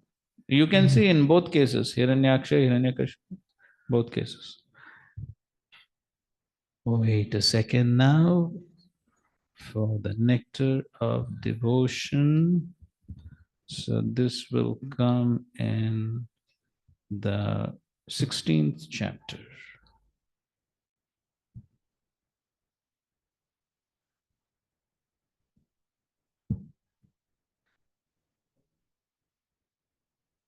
Okay, so I'm reading from the 16th chapter of the Nectar of Devotion. Okay, so of course,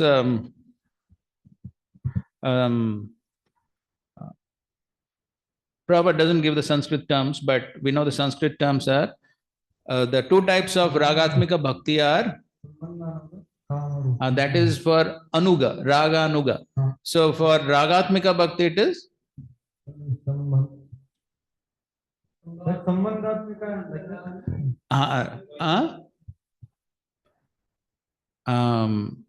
Kama Praya and not Kama Praya. What? Kama.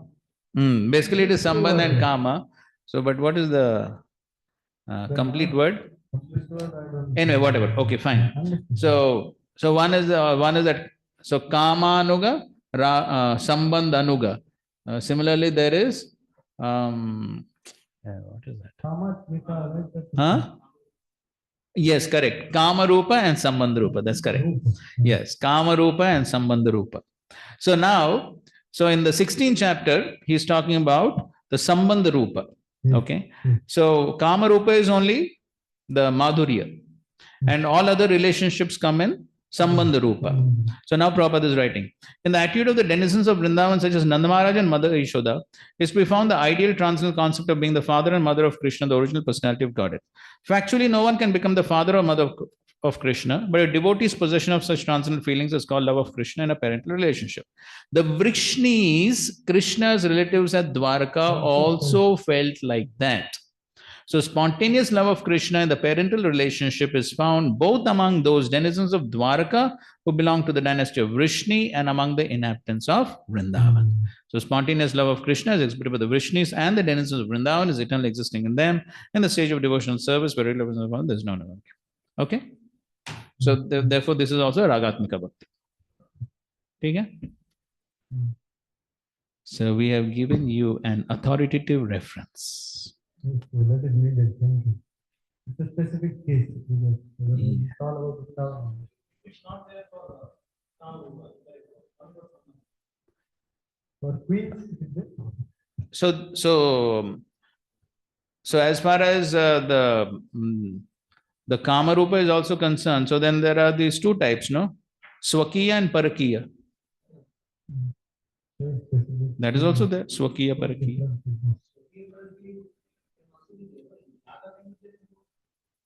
So correct. So Prabhupada is writing that also here. Yes, and Vrindavan there is only Parakiya. That is correct. But the queens also are on the platform of Prem only, na? They are also on the platform of Prem.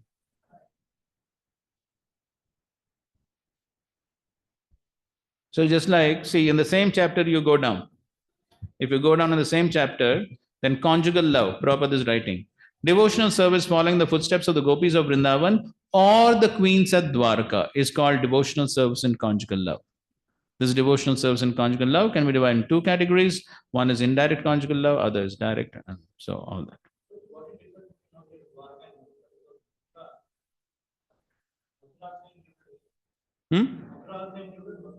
Yes, Mathura Dwarka. Same. Okay, fine. So now the Sarthi replies. Okay, so Pradyumna chastised the Sarthi for taking him away from the battlefield. So he is very much concerned about his reputation. Other people will say that he is coward. So now the Sarthi is replying. So now what the Sarthi is saying, 32nd verse. Sarthi ruvacha dharmam vijanata yushman kritam etan maya vibho Suta Krishra Gatam Rakshe Drathinam Sarathim Rati. The driver replied, O long-lived one, I have done this knowing full well my prescribed duty. O my lord, the chariot driver must protect the master of the chariot when he is in danger, and the master must also protect his driver. So he's saying, this is my dharma. Dharmam Vijanata. So he's saying, I know my dharma. I only did my dharma. So this is dharma of the Sarthi. What is the dharma of the Sarthi? Rakshet Rathinam Sarathim Rati. He has to protect the Rathinam, that is the master of the chariot. That is the purpose of the charioteer. 33, right? Edad viditva tu bhavan maya po vahitoranat upasrishta pareneti murchito gadaya hataha. With this rule in mind, I removed you from the battlefield, since you had been struck unconscious by your enemy's club, and I thought you were seriously injured. Yes, so this was my duty. You were struck by the club, you were injured. Very serious, murchita, you were unconscious. So therefore it was my duty to protect. Therefore I protected. Thus, in the purports of the humble servants of His Divine Grace, A.C. Bhakti Swami Prabhupada, to the 10th canto, 66th chapter of the Srimad Bhagavatam, entitled Battle Between Shalva and the Vrishnis. So, who was correct? Wait. So here we find Pradyumna is saying, why did you take me out of the battlefield? What will happen to my reputation? People will say I'm coward. And what Sarthi is saying? Sarthi is saying it was my duty. You were injured, you were unconscious, it was my duty. So who's correct? Both are correct. Both can eternally fight on this principle. But they are not doing it. But they could. So anyways, so see, both are Nitya Siddha devotees, correct? Pradyumna also is a Nitya Siddha devotee, and Daruk also is Nitya Siddha. The Ragatmika devotees. Pradyumna is Krishna's son. So they're perfectly devotees. But still we find there is some misunderstanding here.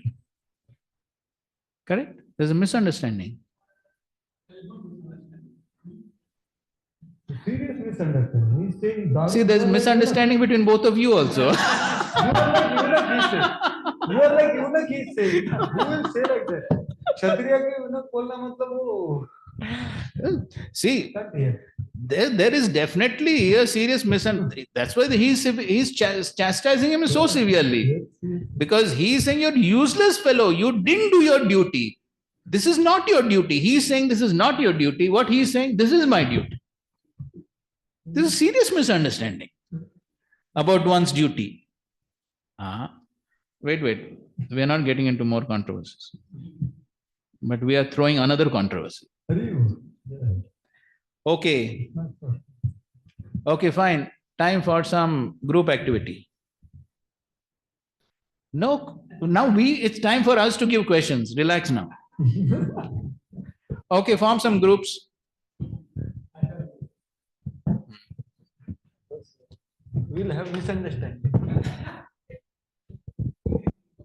Hey, group banao bhai. Group means minimum 3.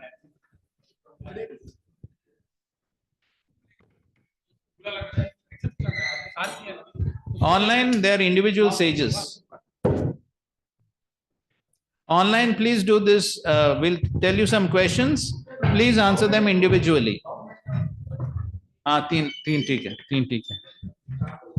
वो एक 4 में 4 हो जाए, ठीक है.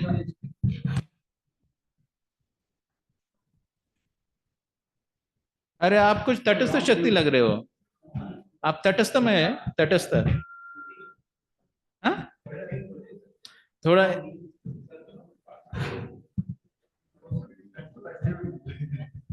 आप लोग थोड़ा इस साइड आ जाएंगे तो अच्छा है, नहीं तो क्या है, वो सब एक लग रहे हैं.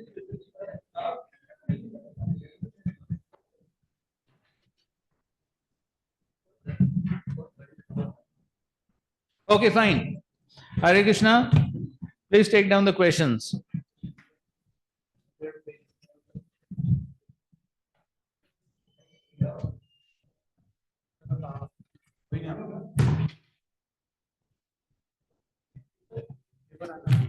आजकल लोगों के पास पेन भी नहीं है.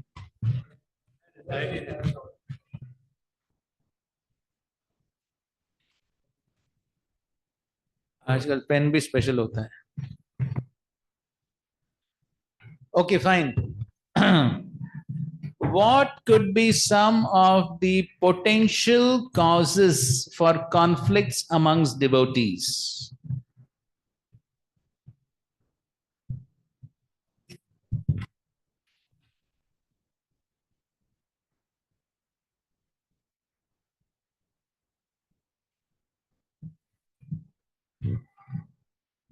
What could be, name some of the consequences of such conflicts individually and collectively?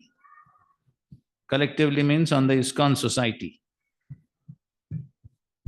Consequences of such conflicts individually and collectively on the society.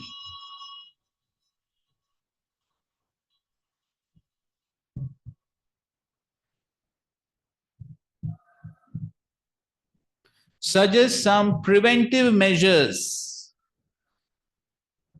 for such conflicts. Preventive measures.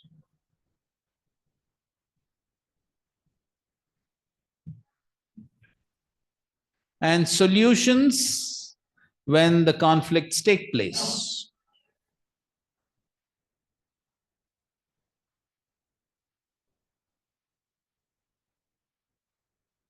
Support your answers with Shastric references and examples.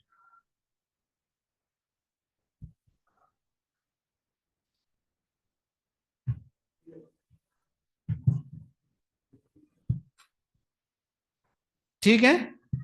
Clear ना? ठीक है, we'll give you, how much time you want? अच्छा ठीक है, 10 minutes. Okay, 10 to 15 minutes we'll give, okay? So you begin. Yes, same questions for everyone. No conflict.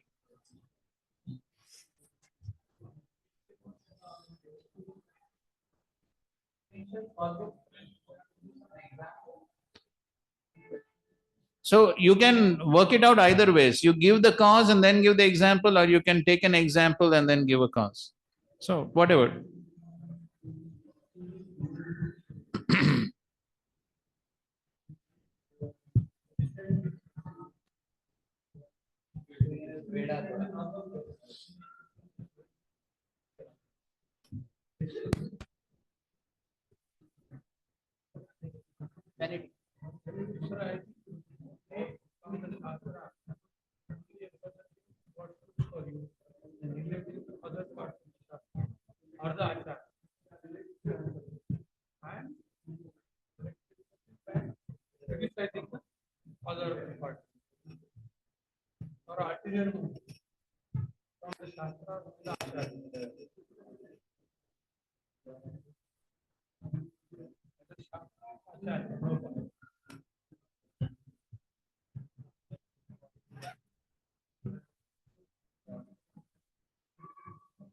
Not allowing to coexist other aspects of the Shastra.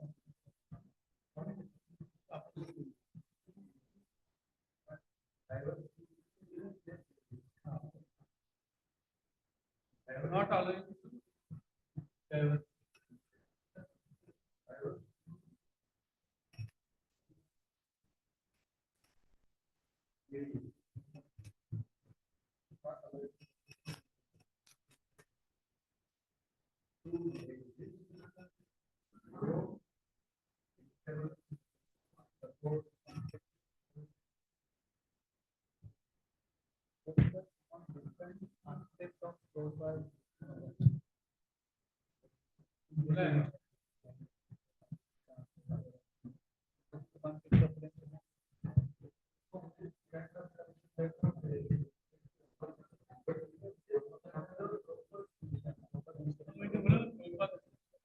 Acharya.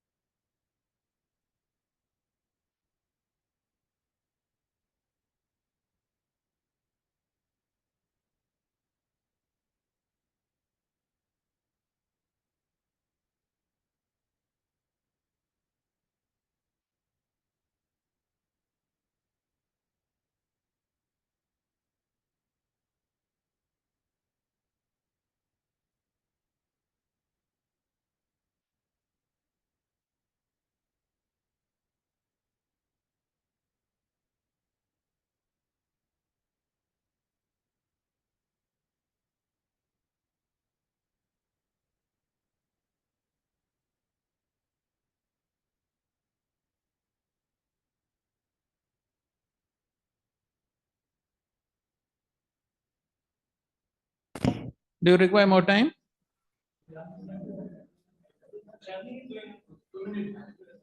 आप churning का कुछ अंत ही नहीं है.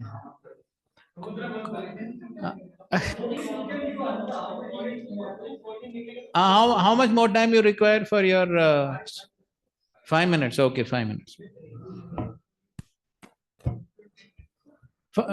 Another 5 minutes. See, according to that.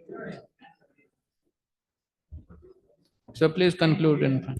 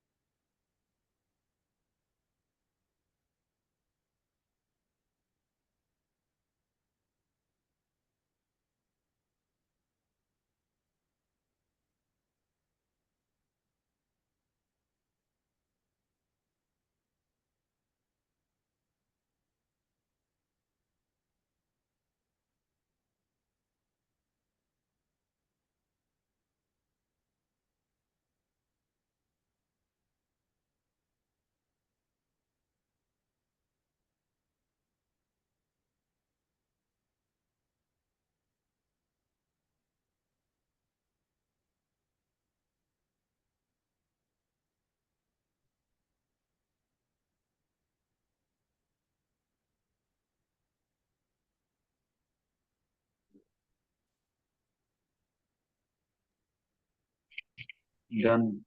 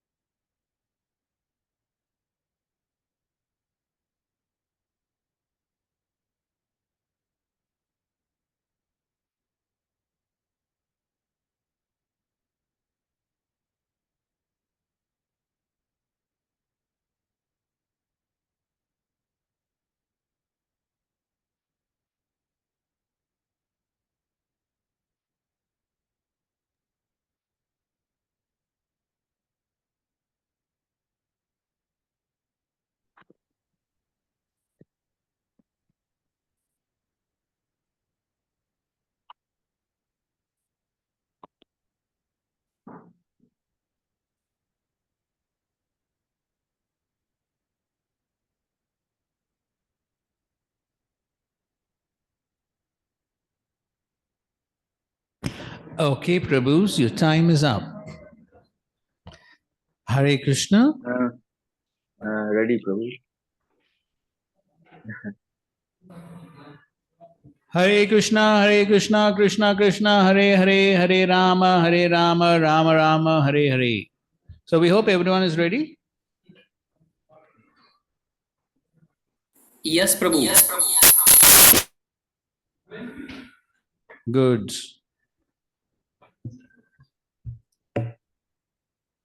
Okay, so somebody would like to write.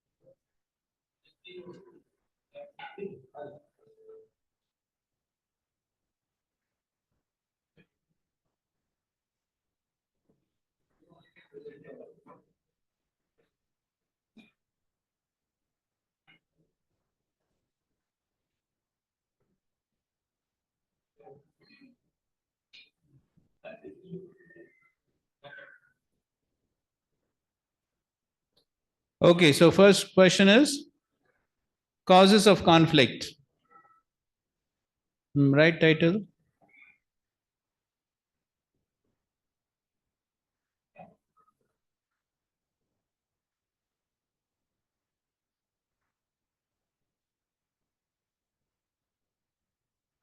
So whatever you speak should have some Shastric reference.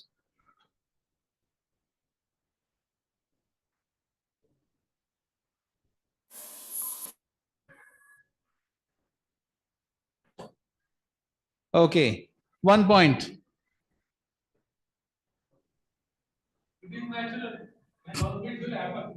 Correct.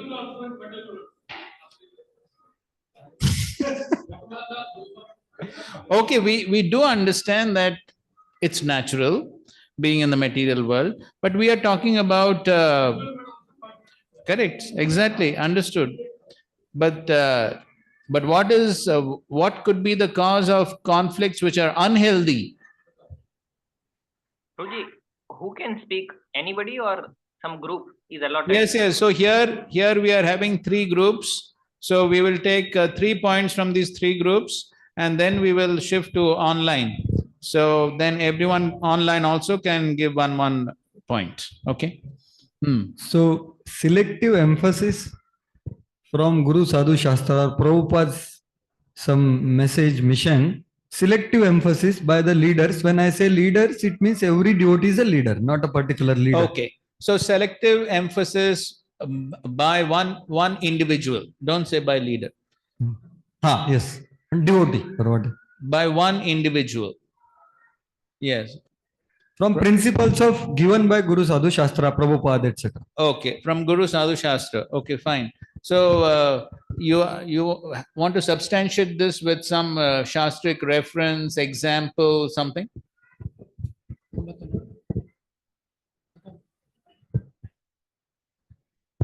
Selective emphasis means no meaning we understood. No, I am giving the example only. Okay. Like what Prabhupada has given so many goals for Krishna consciousness, but if some no, what Prabhupada said, this only the point. All other points are useless, and therefore what I say is it should be happening. Other things cannot coexist. They have to die. Okay, fine. So that is, you're giving explanation of the same point, but still you have not given a concrete example. Oh, but anyways, it's okay, fine, no problem. We'll come back. Okay, let's go to this.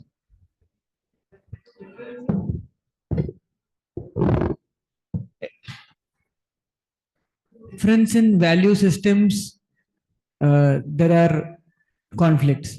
Value system or natures or opinion like that. Okay, what do you mean by value system?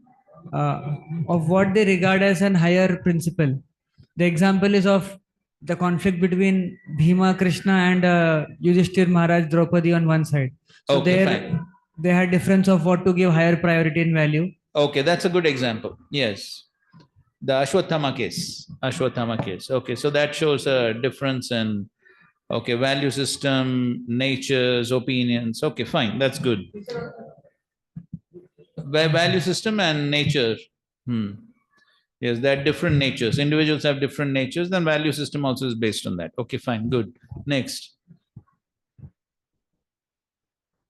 Due to lack of training and education. Okay, good point.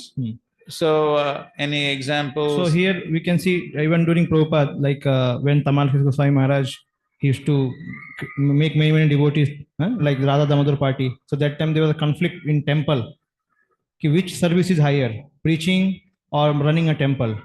So that time it was taken to Prabhupada. Then Prabhupada said, "Ki Tamal Krishna Goswami Maharaj, stop it. Okay, fine. Don't take the devotees." Okay, that's a good example. Okay. You said concrete example, so concrete example. Oh, for your point. Okay. Yeah. So because Prabhupada's life is concrete for you. So. Yes. No, not only for me, for everyone within ISKCON. Because Shastric example first you said. Then Shastric for Prabhupada's life is okay, then that's Shastra. That is Shastra only. For us it is Shastra. Yes. So Prabhupada's life, there was lot of gulab jamuns in New Vrindavan. So one person said that everyone should get only one. There were, so then it went to Prabhupada actually.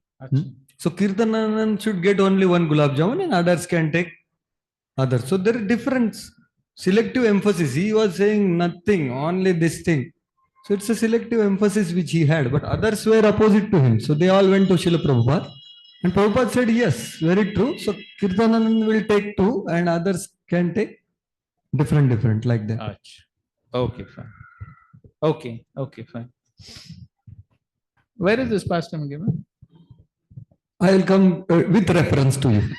In Yatra, Radhanath Swami Maharaj Yatra, one Prabhupada's disciple who was there, he narrated this past. Okay. Siddhant Prabhu, if I am not wrong. Okay, fine. Thank you.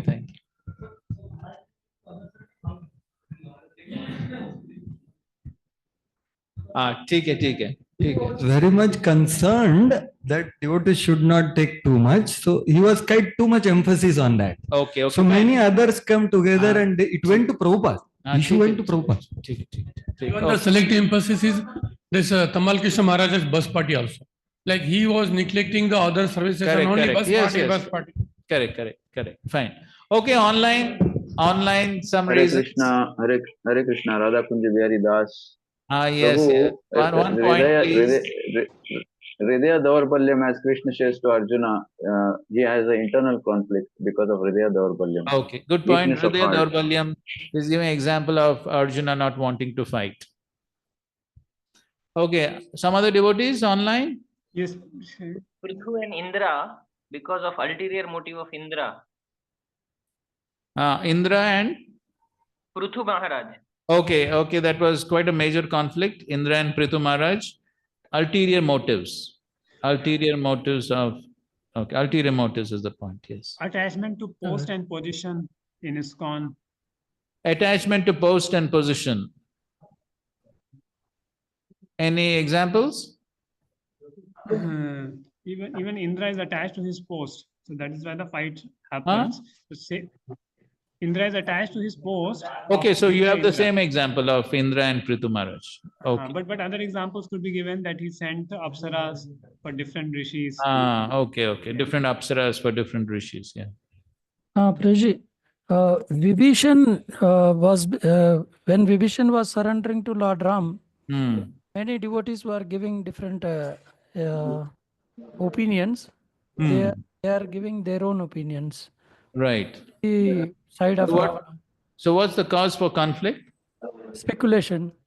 Speculation. Okay. Speculation could be a cause for conflict. Hare Krishna Prabhuji. Sometimes there are, even one-side decisions because of distrust. Okay. Okay. Distrust. Distrust. You have an example for that? Prabhuji, in the pastime of the Kumaras and Jai Vijay, Lord Vishnu did not show distrust towards both of them, not even the Kumaras, and even his own servants. Lord Vishnu did not show any distrust. But the Kumaras had distrust for, Jai Vijay. Okay, fine. Okay. Prabhuji, Any other reasons? Hiranyakashipu and Prahlad. Hiranyakashipu was envious to Prahlad Maharaj. Okay, envy. He's talking about envy. Envy is a major cause for conflict. And he's giving an example of Hiranyakashipu and Prahlad. Okay. The same envy for the same envy between Shiva and Daksha. Okay. Okay, so the cause is the same, envy.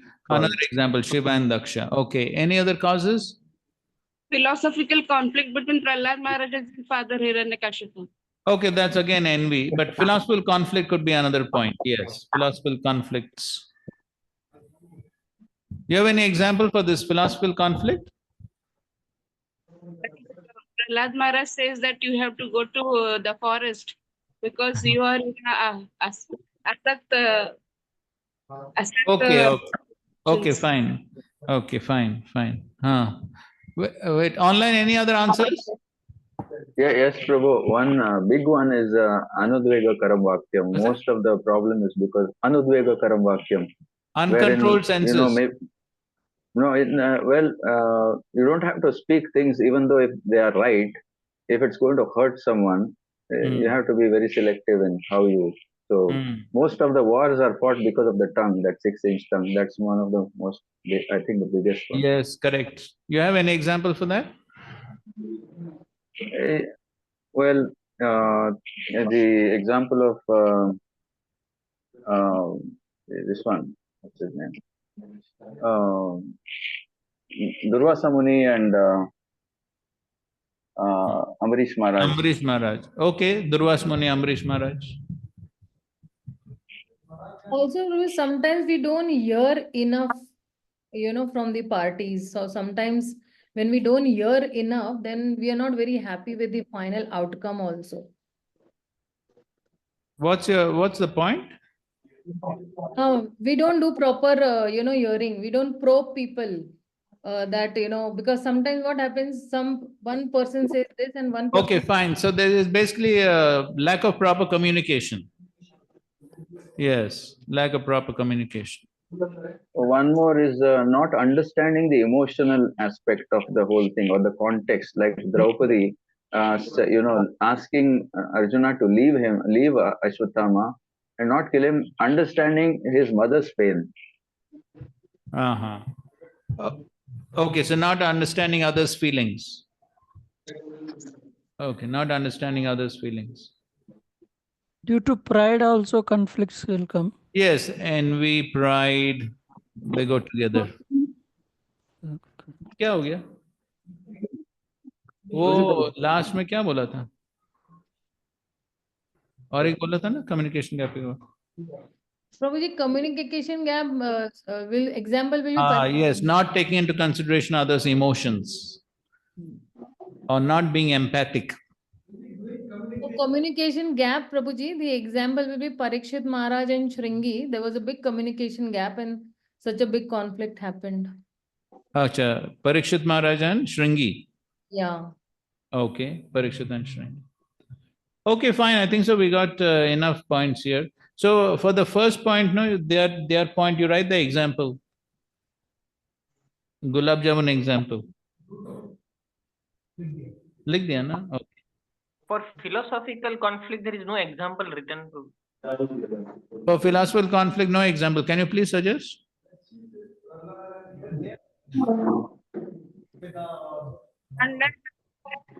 I have an example for philosophical conflict. The moon landing issue. Moon landing issue, there was conflict between Srila Prabhupada and Purushottam.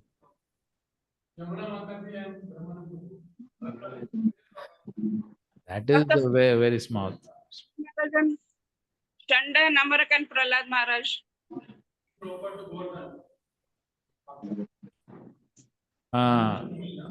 Okay, so what is the cause there? Intense love. Both parties. Okay, you can write that. Conflict again. One more example. Chanda, Namarak and Prahlad Maharaj. Oh, okay, we have already taken that example. Shanda and Amarka are on Hiranyakashipu's side and there's Prahlad. So that example we have already taken. So he's giving example of this intense love. Intense love can lead to conflicts, like the Govardhan pastime with Srila Prabhupada. This communication gap can अरे be. एक जन बोलो भाई, ज्यादा लोग बोल रहे हैं एक साथ. Okay, for intense love, Akrur and Gopis and that Srila Prabhupada. So what somebody is saying, Mataji, who's speaking? Lakshman and Bharat. Sorry, sir. Online, somebody was saying something? Yes, so Shiva, our Chitraketu Maharaj and Parvati, can we consider communication gap? What is the cause of that? Will it fall in the communication gap? Communication gap? Yes. Basically, that's also communication gap only. Chitraketu Maharaj and Mother Parvati. Was that? Yes, Priyavrat, Narada. But of course, they didn't have any conflict there. There was no conflict. That is taken. Daksha example came somewhere. Okay, fine. Enough. What's the next question? What's that? Not hearing from the right source. How it leads to conflict? Because people are hearing from so many other people. So then they will not come to the right vision, mission of Srila Prabhupada. Okay, fine. Hearing from wrong sources. Hearing from wrong sources. Example, we can. Okay, let's go to the next question. What's the next question? Yes, question to consequences of conflicts. Are we hearing from wrong sources, mantra and kaikai?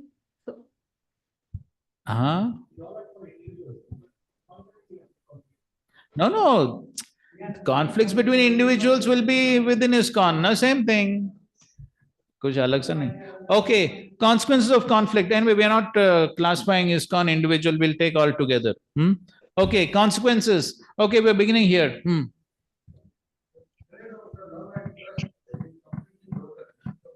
Foundation of Vaishnava Sangha. So there are factions because of that. Okay, fine. Love and trust broken, leading to factions. Okay, next. Faith reduces. Hey, wait. We are taking points from the devotees here. Then we'll come to There online. can be offenses and curse and counter curse. For example, Daksha and. Okay, offenses, curses, counter curses. Okay, next. Oh, Balbad, give the mic to Balbad. Bolo, koi to bol. Like ISKCON mission is more devotee, happy devotees. So here it will be less devotee and unhappy devotees. Okay. Less unhappy devotees, unka words likho na. Unhappy. Unhappy means not so miserable. Now online. Bro, bitterness in one's own heart. Conflict mat karo. Bitterness in one's own heart and extreme negativity in society. What is that? Bitterness in one's own heart. Bitterness in one's own heart. And Okay, negativity in society. Bitterness in the heart. And negativity in society. And negativity in society. Okay. Communities cannot be built up. Yeah. We cannot build communities in ISKCON because of conflict. Okay, can't build stable communities. the faith will be shaken. Hey, one at a time, please wait. Faith will be shaken. Service to Guru and Krishna will be hampered. Okay, service to Guru and Krishna hampered.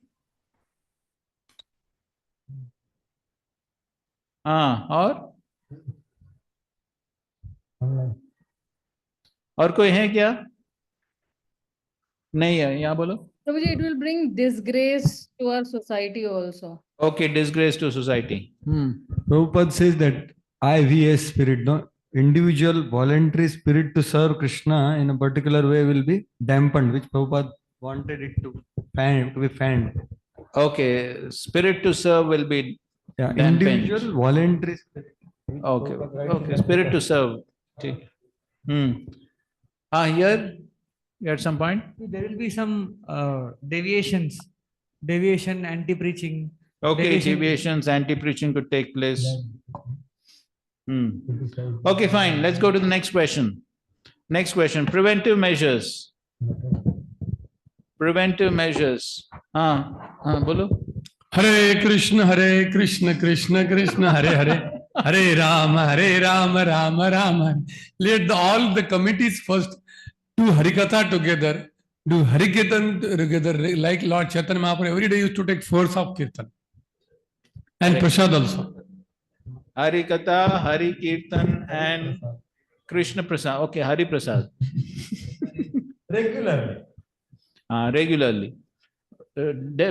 See, regularly can mean once in 12 years also. It can mean once in 15 days also. Conflict frequency. Achha. Because if you do it, it will not happen. That's what. So you're giving the choice. Huh? Okay, fine. Next. So the next could be. Hey, wait. Here. We are taking from raising, here. Raising one's consciousness. How high?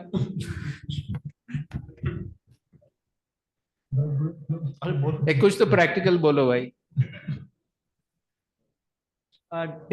Consulting superiors. Okay, consulting senior devotees. Systematic training and education. Systematic training and education. Okay, fine. Systematic training and avoiding communication gaps. Okay, online preventive measures. Patient and compassionate hearing. Patient and compassionate hearing. Right value system promotion by GBC. What's that? Right value system promotion by GBC. Like Right for example, value system as given by the GBC. Like for example, if we promote number of books distributed, number of things. What promote what? Promote number of books distributed in ISKCON. There's a book distribution ministry. There's a devotee care ministry. So if there is something cooperation ministry, which appreciates devotees or temples which are cooperating with each other, have a nice relationship, so that may also improve the values what we give. Okay, fine. Some courses based on levels. What's that? Like IDC. Okay, training and education. We have put training and education. So all that comes in training and education. Also, forgiveness, you can bridge that and repair that relationship by practicing forgiveness. Okay, fine. So that means developing good Vaishnav relationships. That will prevent the conflicts. Yes. Developing good Vaishnav relationships. For developing good relationship between Vaishnavas, there should be yatras and get-togethers. Okay, for the same point. For the developing relationships, yatras and get-togethers. How often? Every month. At least every month. Once a month. Every month or half yearly. No, so here we are having this class 5 days a month. Okay, fine. Any other points online? Dadati prati grinati also. Okay, fine. Dadati prati grinati. In that relationship only you can put. Dadati prati. Developing 6 types of relationship. Yes. Understanding from Prabhupada's, Leelas, how he dealt with different situations, and also from Acharya's commentaries. Okay, fine. Understanding from Srila Prabhupada and the Acharyas. Vaishnava etiquettes. how to deal with. Hey, etiquette? Etiquette nahi, huh? Acha, Vaishnava etiquettes. Okay, following Vaishnava etiquettes definitely is important. Okay, what? Committee leadership means instead of one person, nowadays Nowadays everywhere it's like that. everywhere there is committee. So that is one way that people can, like Prabhupada. Joint made leadership. Joint, like multiple people are leaders. Okay, joint leadership. हाँ बोलो. Okay, very important. Clarifying expectations. Okay, हो गया? हाँ बोलो. That's developing Vaishnava qualities. हाँ, Vaishnava etiquettes, Vaishnava qualities. And as Prabhupada told that we should all the leaders should come together and discuss university in Unity in university, diversity. unity in diversity. So that should not happen only for GBCs, but it can happen at different levels also. Unity in diversity. Okay, fine. Enough. Okay, fine. Next question. Next question. Solutions. Solutions when the conflicts take place. Solutions when the conflicts take place. Okay, begin. Same solution. First one. What is that? Hari Katha, Hari Nam, Hari Prasad together. Okay, same solution. In spite of conflict. But after the wait, here on-site answers are coming. Wait, but after the conflict, difficult, no? That's what I'm saying. Still. Try to come. क्या जबरदस्ती? Jabardasti never. Just continue. Okay, individually. Okay, that makes sense. Okay, fine. Next point.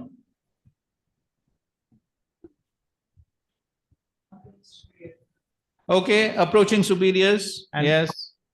Approaching superiors and just approaching or doing something? Consulting and then what?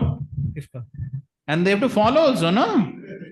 Others, they only consult and don't follow, क्या होगा फिर? हाँ, प्रभु जी, ombudsman.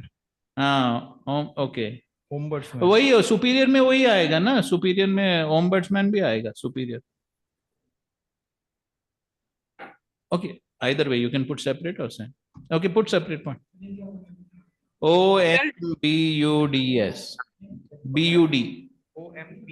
BUDS. Ombudsman. अरे वो capital नहीं है. हाँ बोलो. Clear communication in all aspect. Okay, clear communications. So for that, take communications course. Communication code. Both. वो उसमें भी आया था.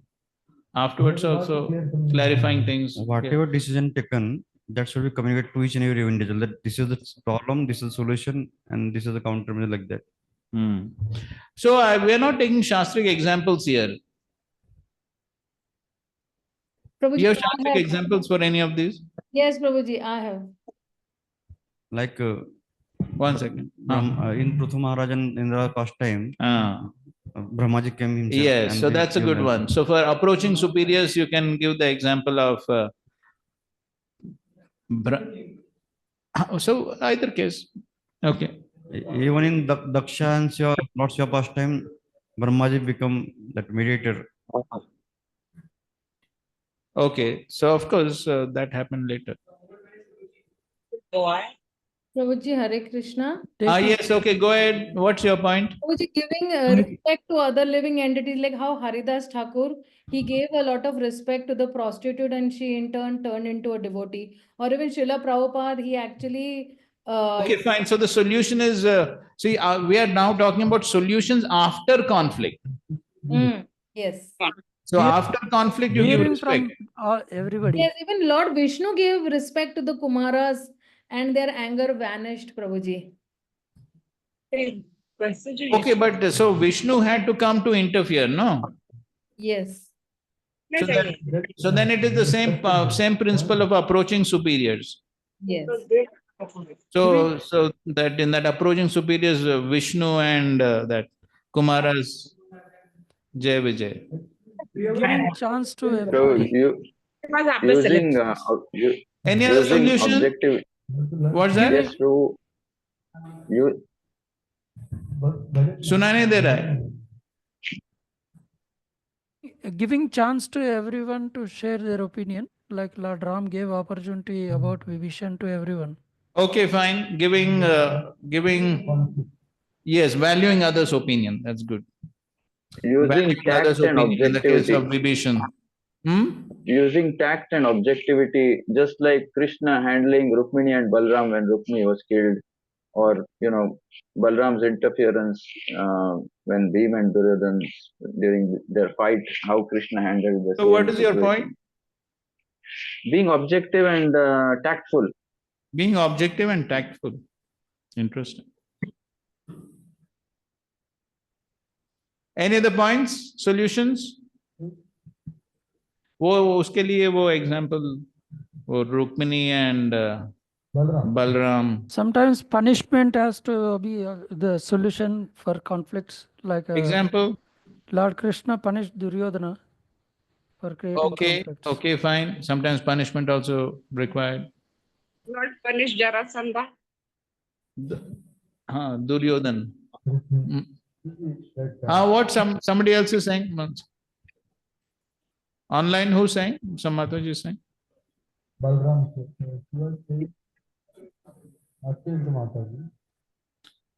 Okay, fine. आपका क्या?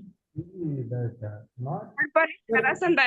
After Jarasandha, what happened to Jarasandha? He committed so many offenses. The effect of that he was killed by Lord. That is the effect of offense. Here we're talking about solutions to conflicts. Prabhuji, Prithu Maharaj to Mother Earth punishment. Okay, in punishment, he's giving example of Prithu Maharaj and Mother Earth. Hare Krishna, Prabhuji. Bhakti Siddhanta Saraswati Thakur's way of bringing two devotees who are conflicting and telling them to find out good points in each other. Okay, fine. So, finding good qualities in each other, Bhakti Siddhanta Saraswati Thakur would do that. Prabhuji, developing spiritual maturity also to become like a shock absorber. Spiritual maturity means purification, right? Spiritual maturity comes by purification, experience. So, okay, spiritual maturity. Understanding, like Prithu Maharaj, Parikshit Maharaj also understood that the Sringi, he caused that, but he did not retaliate with him. Okay, sometimes not retaliating, that means tolerating. No, but here we're talking about solution, no? No, solution means he believed that his karma has already come. Okay. So it's the Lord's So basically mercy. it's tolerating. Seeing the Lord's hand in one's life. Okay, that's a good point. Seeing the Lord's hand. So this Maitracha Akila Atmani Samatvena Cha Sarvatma, keep remembering this. What's that? Maitracha Akila Atmani Samatvena Cha Sarvatma.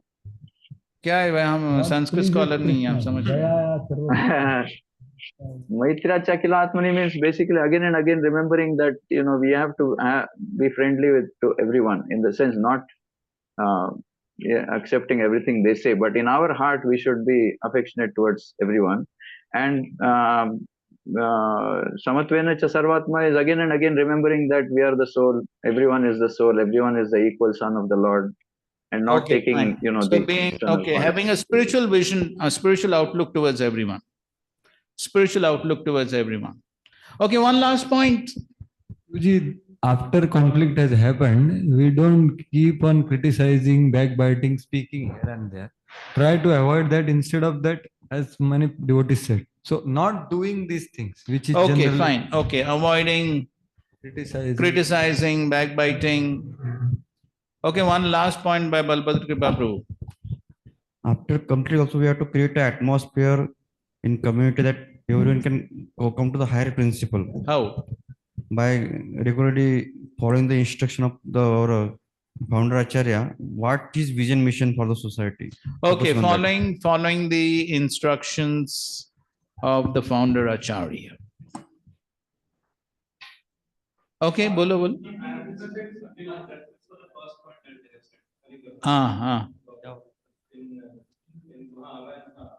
That case when Maharaj says that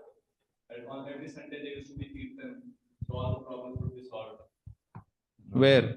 In Juhu land, when Prabhupada said that every Sunday you should have. And then Giriraj Maharaj also said that problems used to come till Wednesday, but I used to hold it. And then Okay. it would. Jew. Yes. Lord glorified them for doing collective devotional. Yes. Pracheta's example for. Okay. Regarding the same point, once Radhanath Swami Maharaj was sharing that you can have management meeting for thousands of hours, but it will not lead to intimacy among all of you. The importance is you come together and discuss Harikatha. That will only bring in unity. Correct. Correct. Fine. So thank you all very much for your wonderful points. So we will end for today and we'll continue our discussions tomorrow. Thank you all very much. Grandhara Srimad Bhagavatam ki jai, Srila Prabhupada ki jai, Samved Gaur Bhakta Vrinda ki jai. So you send this to everyone, huh? You can put in chat. You find some ways, but send it to everyone, including me, including myself. You have my email ID, no? You send by email. So you send, okay? Otherwise, it will all remain in the air. Thank you very much. Hare Krishna. Thank you, Prabhuji. But still okay.